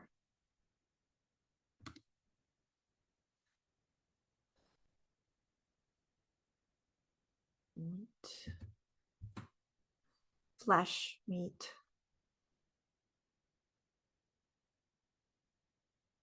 The body, the flesh. Meat is connected to flesh, fleshly desire, which is so interesting when you look at the pork issue in the church, because pork is just such a picture of just fleshly consumption. Okay, we're going on to Miriam and Aaron oppose Moses, Numbers 12:1. Miriam and Aaron spoke against Moses because of the Cushite woman whom he had married, for he had married a Cushite woman. And they said, Has the Lord indeed spoken only through Moses? Has he not spoken through us also? And the Lord heard it. Now the man Moses was very meek, more than all people who were on the face of the earth. And suddenly the Lord said to Moses and to Aaron and Miriam, Come out, you 3, to the tent of meeting. and the three of them came out. And the Lord came down in a pillar of cloud and stood at the entrance of the tent and called Aaron and Miriam, and they both came forward. And he said, "Hear my words. If there is a prophet among you, I, the Lord, make myself known to him in a vision. I speak with him in a dream. Not so with my servant Moses. He is faithful in all my house. With him I speak mouth to mouth, clearly and not in riddles. And he beholds the form of the Lord. Why then were you not afraid to speak against my servant Moses?" And the anger of the Lord was kindled against them, and he departed. Hear my words. If there's a prophet among you, I, Jehovah, make myself known to him in a vision. I speak with him in a dream. Not so with my servant Moshe. He is faithful in all my house. I speak to him mouth to mouth. Remember how I was telling you command is pay? So he speaks to Moshe, pay to pay. Command to command, mouth to mouth.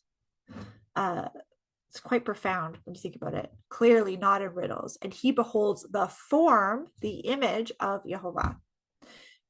Whenever you see these symbols that Moshe is mapping out for us, the symbols of the lampstand, the symbols of the ark, these things that he's building and he's mapping out, these are to be in the form of Jehovah. They're to teach us about the form and how Jehovah works in a deeper understanding, right? Like the 7 lampstands give us the deeper understanding of the light in the tabernacle, which give us a deeper understanding of the rainbow and all of those things, the 7 spirits, etc. Right? So he's beholds the form of Jehovah. I just want to look up form in Hebrew, Numbers 12.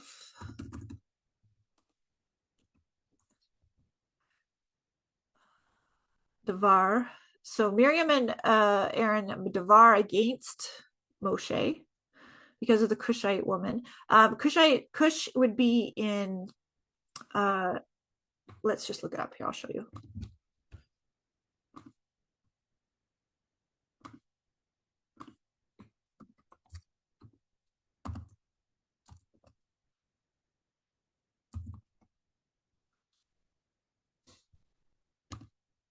Northern Africa, just below Egypt, alongside and below. So kind of just south of Egypt is Cush. So Moshe had married a woman from this region. Okay, so Africa, Cush was right around here. Right? Egypt, Cush.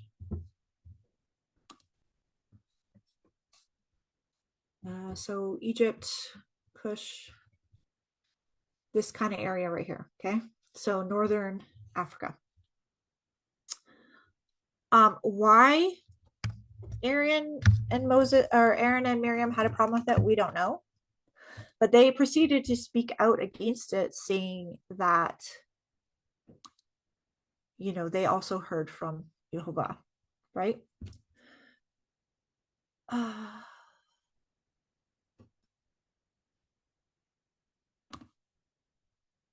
When the cloud removed from over the tent, behold, Miriam was leprous, like snow.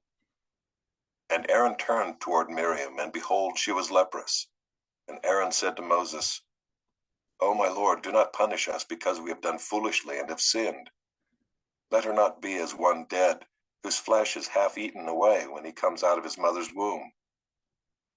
And Moses cried to the Lord, "O God, please heal her, please." But the Lord said to Moses, "If her father had but spit in her face, should she not be shamed 7 days? Let her be shut outside the camp 7 days, and after that she may be brought in again."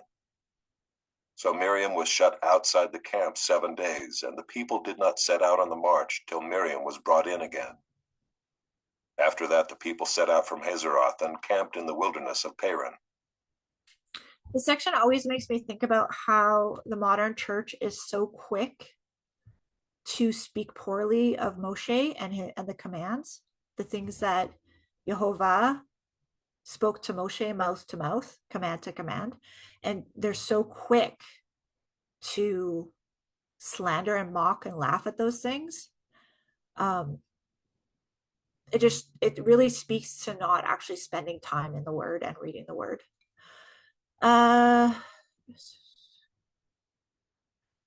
Pay to pay. So command, pay, is the same form as mouth. I speak to Moshe mouth to mouth, command to command, clearly, with clear sight, not in riddles. He beholds the form, temunah, the image, temunah, the representation, the semblance, the likeness, the representation, the form. So when we understand this about Moshe, command to command, Yehovah was speaking to Moshe to give him the form, the representation, the likeness of Yehovah. So when we start to move things like feast days and Sabbaths and images and create false images, we are toying with the form, the image of Yehovah. We are building false forms, false representations, false images. Yeah? Does that make sense? Speak against, devar against my servant Moshe. The anger, af. Anger is connected to nose. Anger, the nostril. The nostril of Yehovah was kindled against them. He's huffing out of his nose. The anger of Yehovah, the nose of Yehovah was kindled, charah, burning against them, and he departed.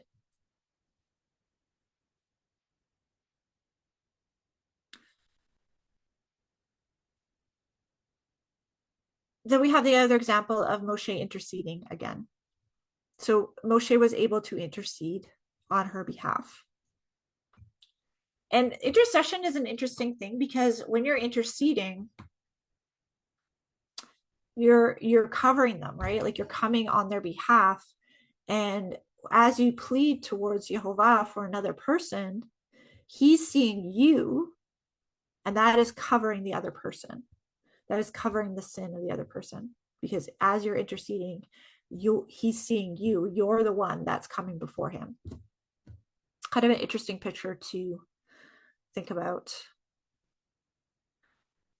Okay, I'm going to hit pause for a second. I'm going to take a quick break, and then we'll be back and we'll go through the prophet portion, which is Zechariah. Okay, into Zechariah. I believe we're at Zechariah 2:14. Sorry, 2:10. Starting at 2:10. Sing and rejoice, O daughter of Zion, for behold, I come, and I will dwell in your midst, declares the Lord. And many nations shall join themselves to the Lord in that day, and shall be my people. And I will dwell in your midst, and you shall know that the Lord of hosts has sent me to you.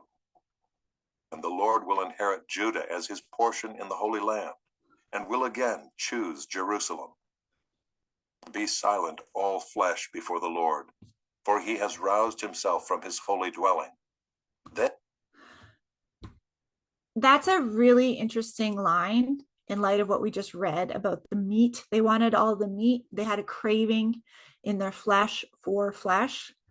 And then here's this line, be silent, all flesh, before Yehovah, for he has aroused himself from his holy dwelling. I just thought that was really interesting. Then he showed me Joshua the high priest standing before the angel of the Lord, and Satan standing at his right hand to accuse him. And the Lord said to Satan, the Lord rebuke you, O Satan. The Lord who has chosen Jerusalem rebuke you. Is not this a brand plucked from the fire? Now Joshua was standing before the angel, clothed with filthy garments. And the angel said to those who were standing before him, remove the filthy garments from him. And to him he said, Behold, I have taken your iniquity away from you, and I will clothe you with pure vestments. And I said, let them put a clean turban on his head. So they put a clean turban on his head and clothed him with garments. And the angel of the Lord was standing by. And the angel of the Lord solemnly assured Joshua, thus says the Lord of hosts, if you will walk in my ways and keep my charge, then you shall rule my house and have charge of my courts, and I will give you the right of access among those who are standing here. Hear now, O Joshua, the high priest, you and your friends who sit before you, for they are men who are a sign. Behold, I will bring my servant, the branch. For behold, on the stone that I have set before Joshua, on a single stone with 7 eyes, I will engrave its inscription, declares the Lord of hosts, and I will remove the iniquity of this land in a single day. In that day, declares the Lord of hosts, every one of you will invite his neighbor to come under his vine and under his fig tree. And the angel who talked with me came again and woke me like a man who was awakened out of his sleep. And he said to me, what do you see? I said, I see, and behold, a lampstand all of gold, with a bowl on the top of it, and 7 lamps on it, with 7 lips on each of the lamps that are on the top of it. And there are 2 olive trees by it, one on the right of the bowl, and the other on its left. And I said to the angel who talked with me, what are these, my Lord? Then the angel who talked with me answered and said to me, do you not know what these are? I said, no, my Lord. Then he said to me, this is the word of the Lord to Zerubbabel, not by might nor by power, but by my spirit, says the Lord of hosts. Who are you, O great mountain? Before Zerubbabel you shall become a plain, and he shall bring forward the top stone amid shouts of grace, grace to it. Okay. I'd like to give you some profound insight into that, but I don't have it. Joshua is a picture of Yeshua, obviously. So Moshe got the people to the land, to the border of the land, and Moshe dies on Mount Nebo. And Yehoshua, has to bring the people in. So he is the picture of, like, Moshe can only get you so far. Moshe can only get you to the edge, to the border of the land. He was not able to bring the people in. Joshua was the one that was anointed to bring the people into the land and set up the kingdom in the land. Okay. So this whole Torah portion, we have this picture of people eating in the wilderness. They're learning the commands. They're walking. They're learning bit by bit. They're being sanctified. They're being anointed. They're being counted. They're being put into position. Okay, who gets this position? Who's doing this job? Who's doing that job? And they have not yet entered the land that they're going to tend to and care for. They are learning what they need to do and how they need to behave, so that when they get the land and they get the possession, that they will not lose the possession because they know how to handle the possession. And you could bring this understanding to any area of your life. A simple one is finances. A lot of times people are having trouble with finances. Well, they have to learn how to manage and steward their finances. So they're not given a whole lot. And then once they learn how to manage and steward the finances, then they're given more. They're given the full portion. Okay. So they're given the manna in the wilderness, the little bits, and they just go from camp to camp, from understanding to understanding, until they're ready to actually enter the land and be a steward of something bigger, something greater, right? And then you have the picture of the talents. Yeshua talks about the talents, right? You've been given a little bit, but you hid it away and you didn't deal with it properly. And so you didn't increase that talent. You didn't grow that. And so therefore you're going to lose even that. But if you steward it and you grow it and you use your talents, then you're going to be given more to tend to, right? So the people are given little bits in the wilderness as they kind of learn and they grow and they stumble in the wilderness. And then when they enter the land, they're given the full portion, and they have to learn how to manage that full portion. And if you don't manage what's been given to you, you're going to be spit out of your inheritance, right? So whatever that inheritance is for you right now, whether it be whatever in your life, that's your inheritance. if you don't steward that well. So let's say you have a marriage and you don't steward your marriage well. At some point, that marriage, you will be spit out from that marriage. If you are being endlessly destructive and not stewarding your marriage, that marriage will eventually crumble and you will lose that possession, right? That is the picture that goes over and over, and it applies to everything. These are just principles. These are principles that apply to everything that we do. So Joshua is this picture of Yeshua as well. It's a shadow picture of Yeshua, and it's interesting. I can't say that I understand this section at all, but you see this picture of him clothed in filthy garments, and then the angel takes and puts the clean garments on him and removes the iniquity away from him and clothes him in pure clothing, and he becomes so the picture of the turban on his head is a picture of the high priest. So he becomes the high priest, and they put the clean turban on his head and they clothe him with garments. And then the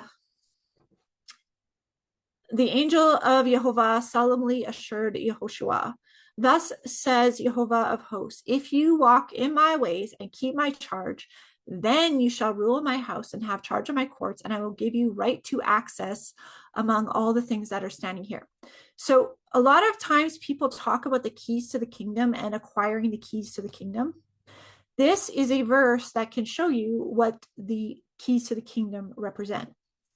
You shall rule my house and have charge of my courts, and I will give you right of access. Right of access meaning you have the keys to unlock things among those who are standing there. But how did he get the right of access to unlock those things? If you walk in my ways, keep my charge, and then you shall rule my house. So got to walk in his ways and got to keep his charge first. Hear now, O Yehoshua, the high priest, you and your friends who sit before you, for there are many men who are a sign. Behold, I will bring my servant the branch. For behold, on the stone that I have set before Yehoshua, on the single stone with 7 eyes, I will engrave its inscription, declares Yehovah of hosts. I will remove the iniquity of this land in a single day. In that day, declares Yehovah of hosts, every one of you will invite his neighbor to come under his vine and under his fig tree. And then he has the vision of the golden lampstand. I think the golden lampstand this is my take on it currently, is the Spirit being poured out.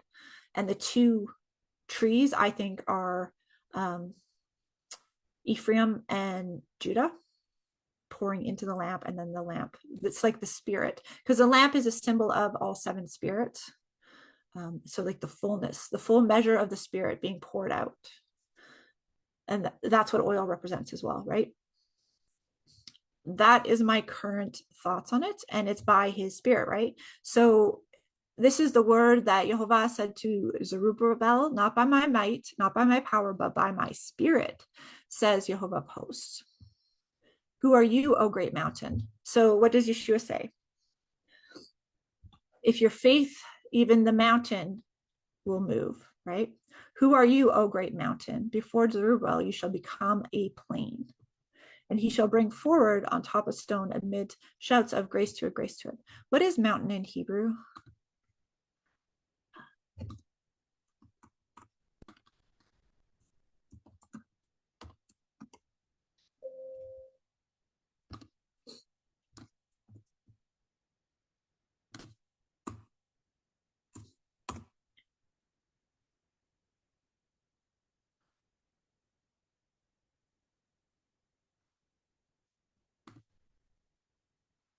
Har.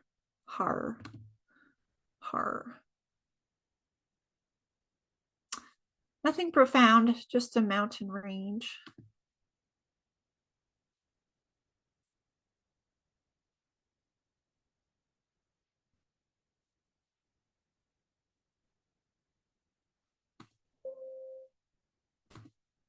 The computer's jammed.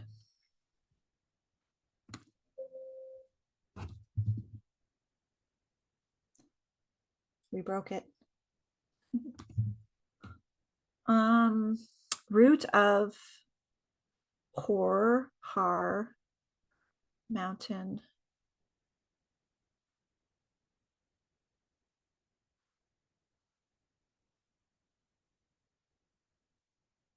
highland,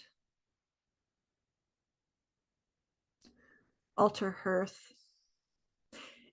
The mountains were also often combined with the worship of the king of Asher, right? Because they would go up to the high places and put Asherah.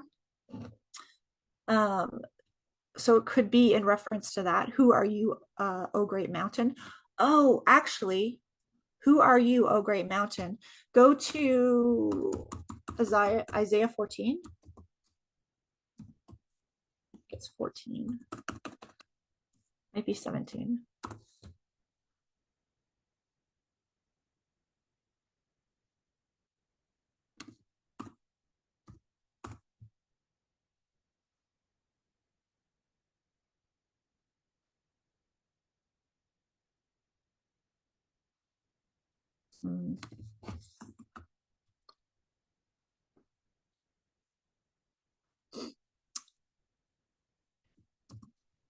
Trying to remember. This is good though. We should look this up.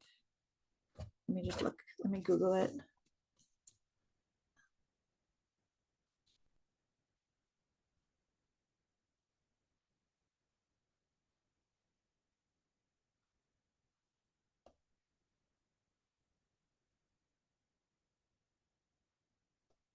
It's Isaiah 14. I was right. Why didn't I see it?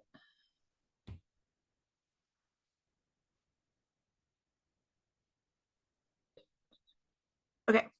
Isaiah 14:3. When Jehovah has given you rest from your pain and turmoil and the hard service of which you were made to serve, I will take this taunt up against the king of Babylon. How the oppressor has ceased, the insolent fury ceased. Jehovah has broken the staff of the wicked, the scepter of rulers. So the staff and the scepter is a symbol of being ruled over.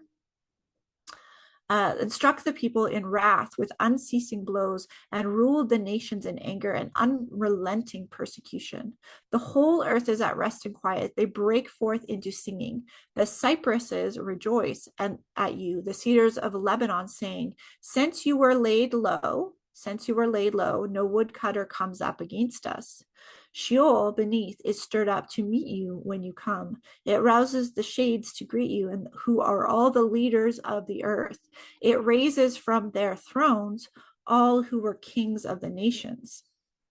All of them will answer and say to you, you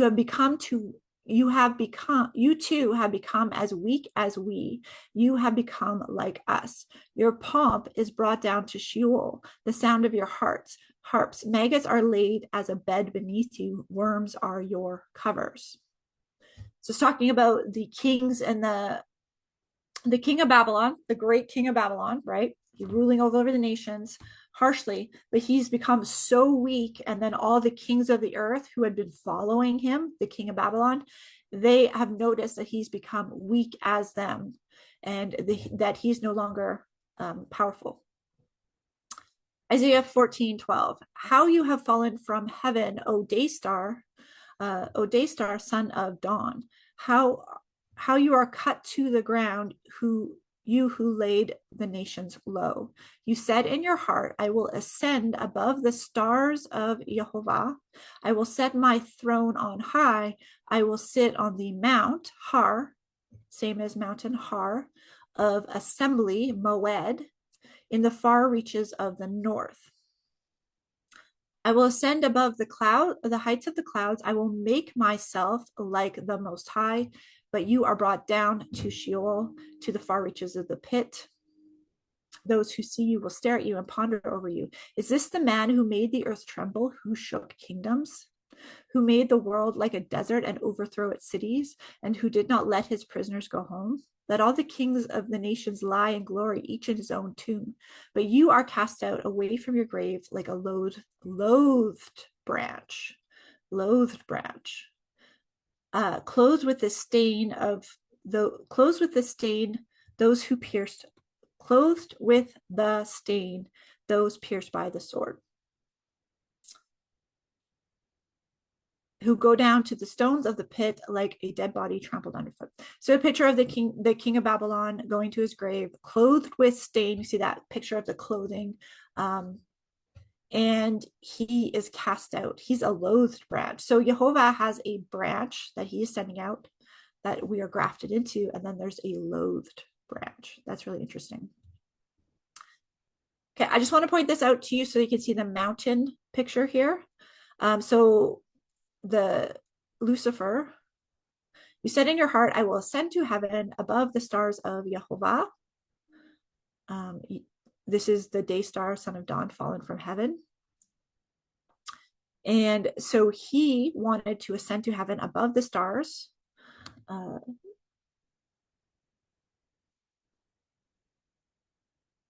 The star, luminary of the night, sky planet, blazing to rule the night. Above the stars of Elohim, El, I will set my throne on high, to sit on the Mount Har of the assembly, Moed. So Moed is the appointed time and meeting place, and the mount is the high place where that he wants to sit above on the mount of the assembly. Okay, now we go back to the Torah portion, and you will see why I thought of this. The angel of Jehovah solemnly assured Joshua, thus says Jehovah of hosts, if you walk in my way and keep my charge, then you shall rule my house and have charge of my courts, and I will give you right of access among all who are standing there. Hear now, O Yehoshua, the high priest, you and your friends who sit before you, they are men who are a sign. Behold, I will bring my servant, the branch, not the loathsome branch, but his servant, the branch. For behold, on the stone that I have set before Judah, on the single stone with 7 eyes, I will engrave its inscription, declares Jehovah of hosts. I will remove the iniquity of the land in a single day. In that day, declares Jehovah of hosts, every one of you will invite his neighbor and come sit under the vine in his fig tree. Where's the mountain part? It's after the lampstand. Okay, so then it goes into the vision of the lampstand and the oil being poured out, and then the word of the Lord to Zerubbabel, not by might, not by power, but by my spirit, says Jehovah host. Who are you, O great mountain? Same imagery. Who are you, O great mountain? Before Zerubbabel, you shall become a plain. So you'll be brought low and become a plain. And he shall bring forward from the top stone amid shouts of grace to it, grace to it. So Yeshua goes into, when he says, a lot of people think about that when Yeshua says, speak to the mountain and it will be moved. They're thinking like, oh, we should be able to literally speak to things in a fleshly way and have them moved. But I think it's more the picture of the great mountain, the domain of the enemy, Hasatan, and we can speak to that great mountain of Hasatan and have that removed and bring in the spirit of Jehovah, right? Let's go to Matthew 14.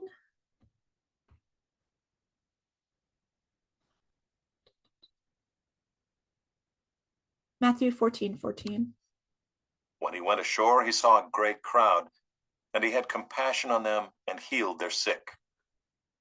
Now, when it was evening, the disciples came to him and said, "This is a desolate place, and the day is now over. Send the crowds away to go into the villages and buy food for themselves." But Jesus said, "They need not go away. You give them something to eat."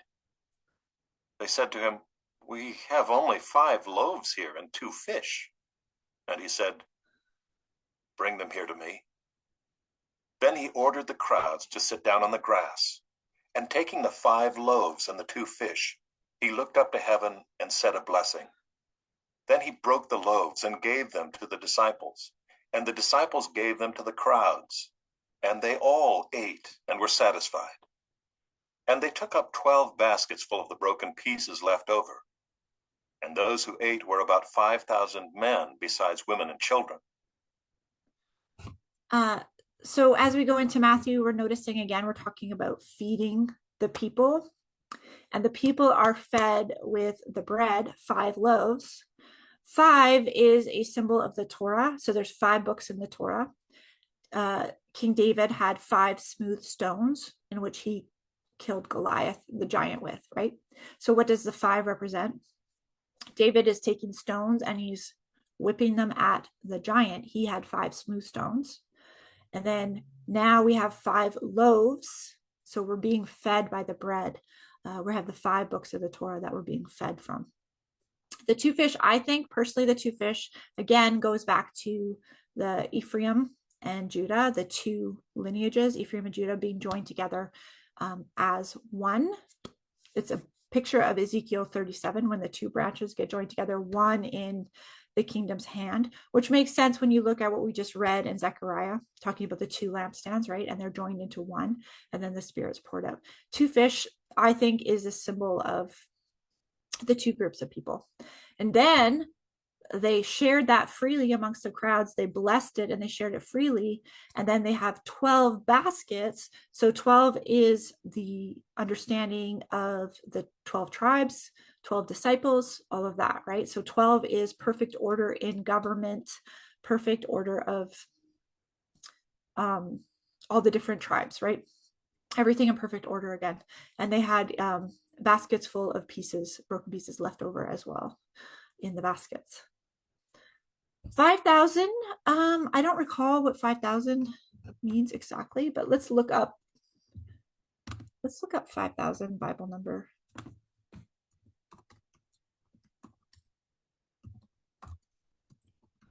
Maybe something interesting there.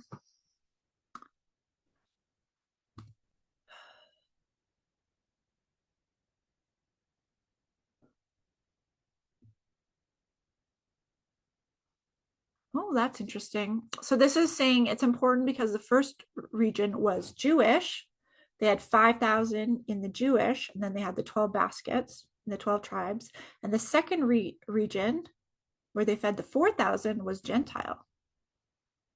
That's interesting. Never looked into that.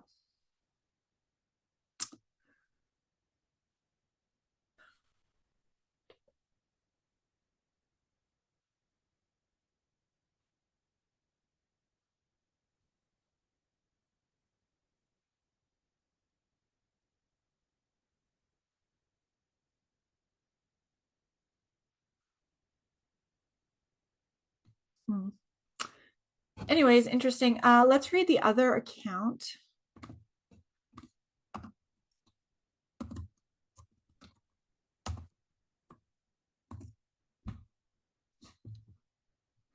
So that is Mark 8. Let's go to Mark 8. I just want to read the account in Mark 8.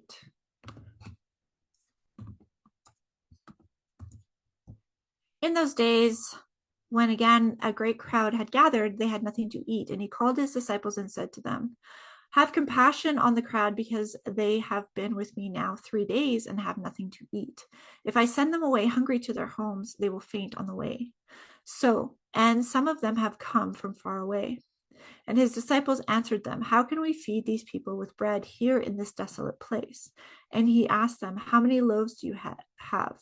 And they said, 7. And he directed the crowd to sit down on the ground, and he took 7 loaves, having given thanks, and he broke them and gave them to his disciples and set them before the people. And then he set them before the crowd, and they had a few small fish. So it doesn't say how many fish. And having blessed them, he said also that they should be set before them. And they ate, and they were satisfied, and they took up the broken pieces, and they had over 7 baskets full.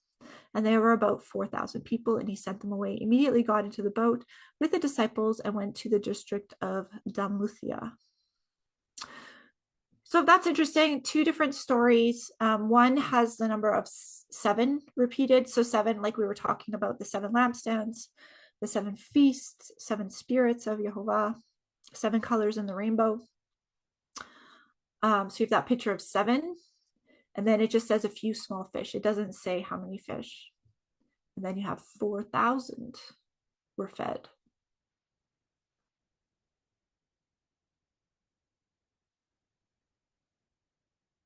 Where does it say 4,000? Does it say 4,000? Why did they get 4,000?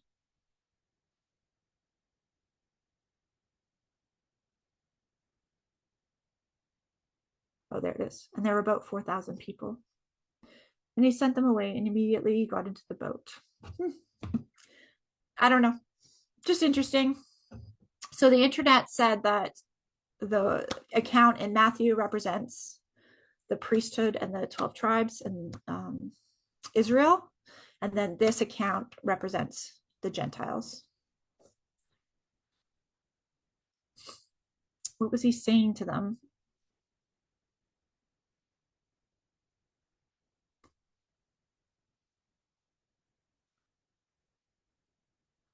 He was healing them. So before this, before he feeds the crowd of 4,000,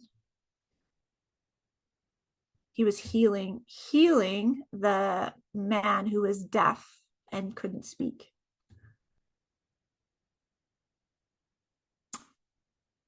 And his ears were opened. So he said to the man, Ephatha? How do we say that?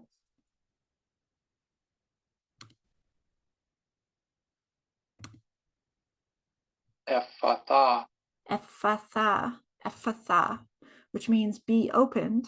And his ears were opened and his tongue released. And he spoke plainly. And Yeshua charged them to tell no one. But the more he charged them, the more zealously they proclaimed it. And they were astonished beyond measure, saying, he has done all things well.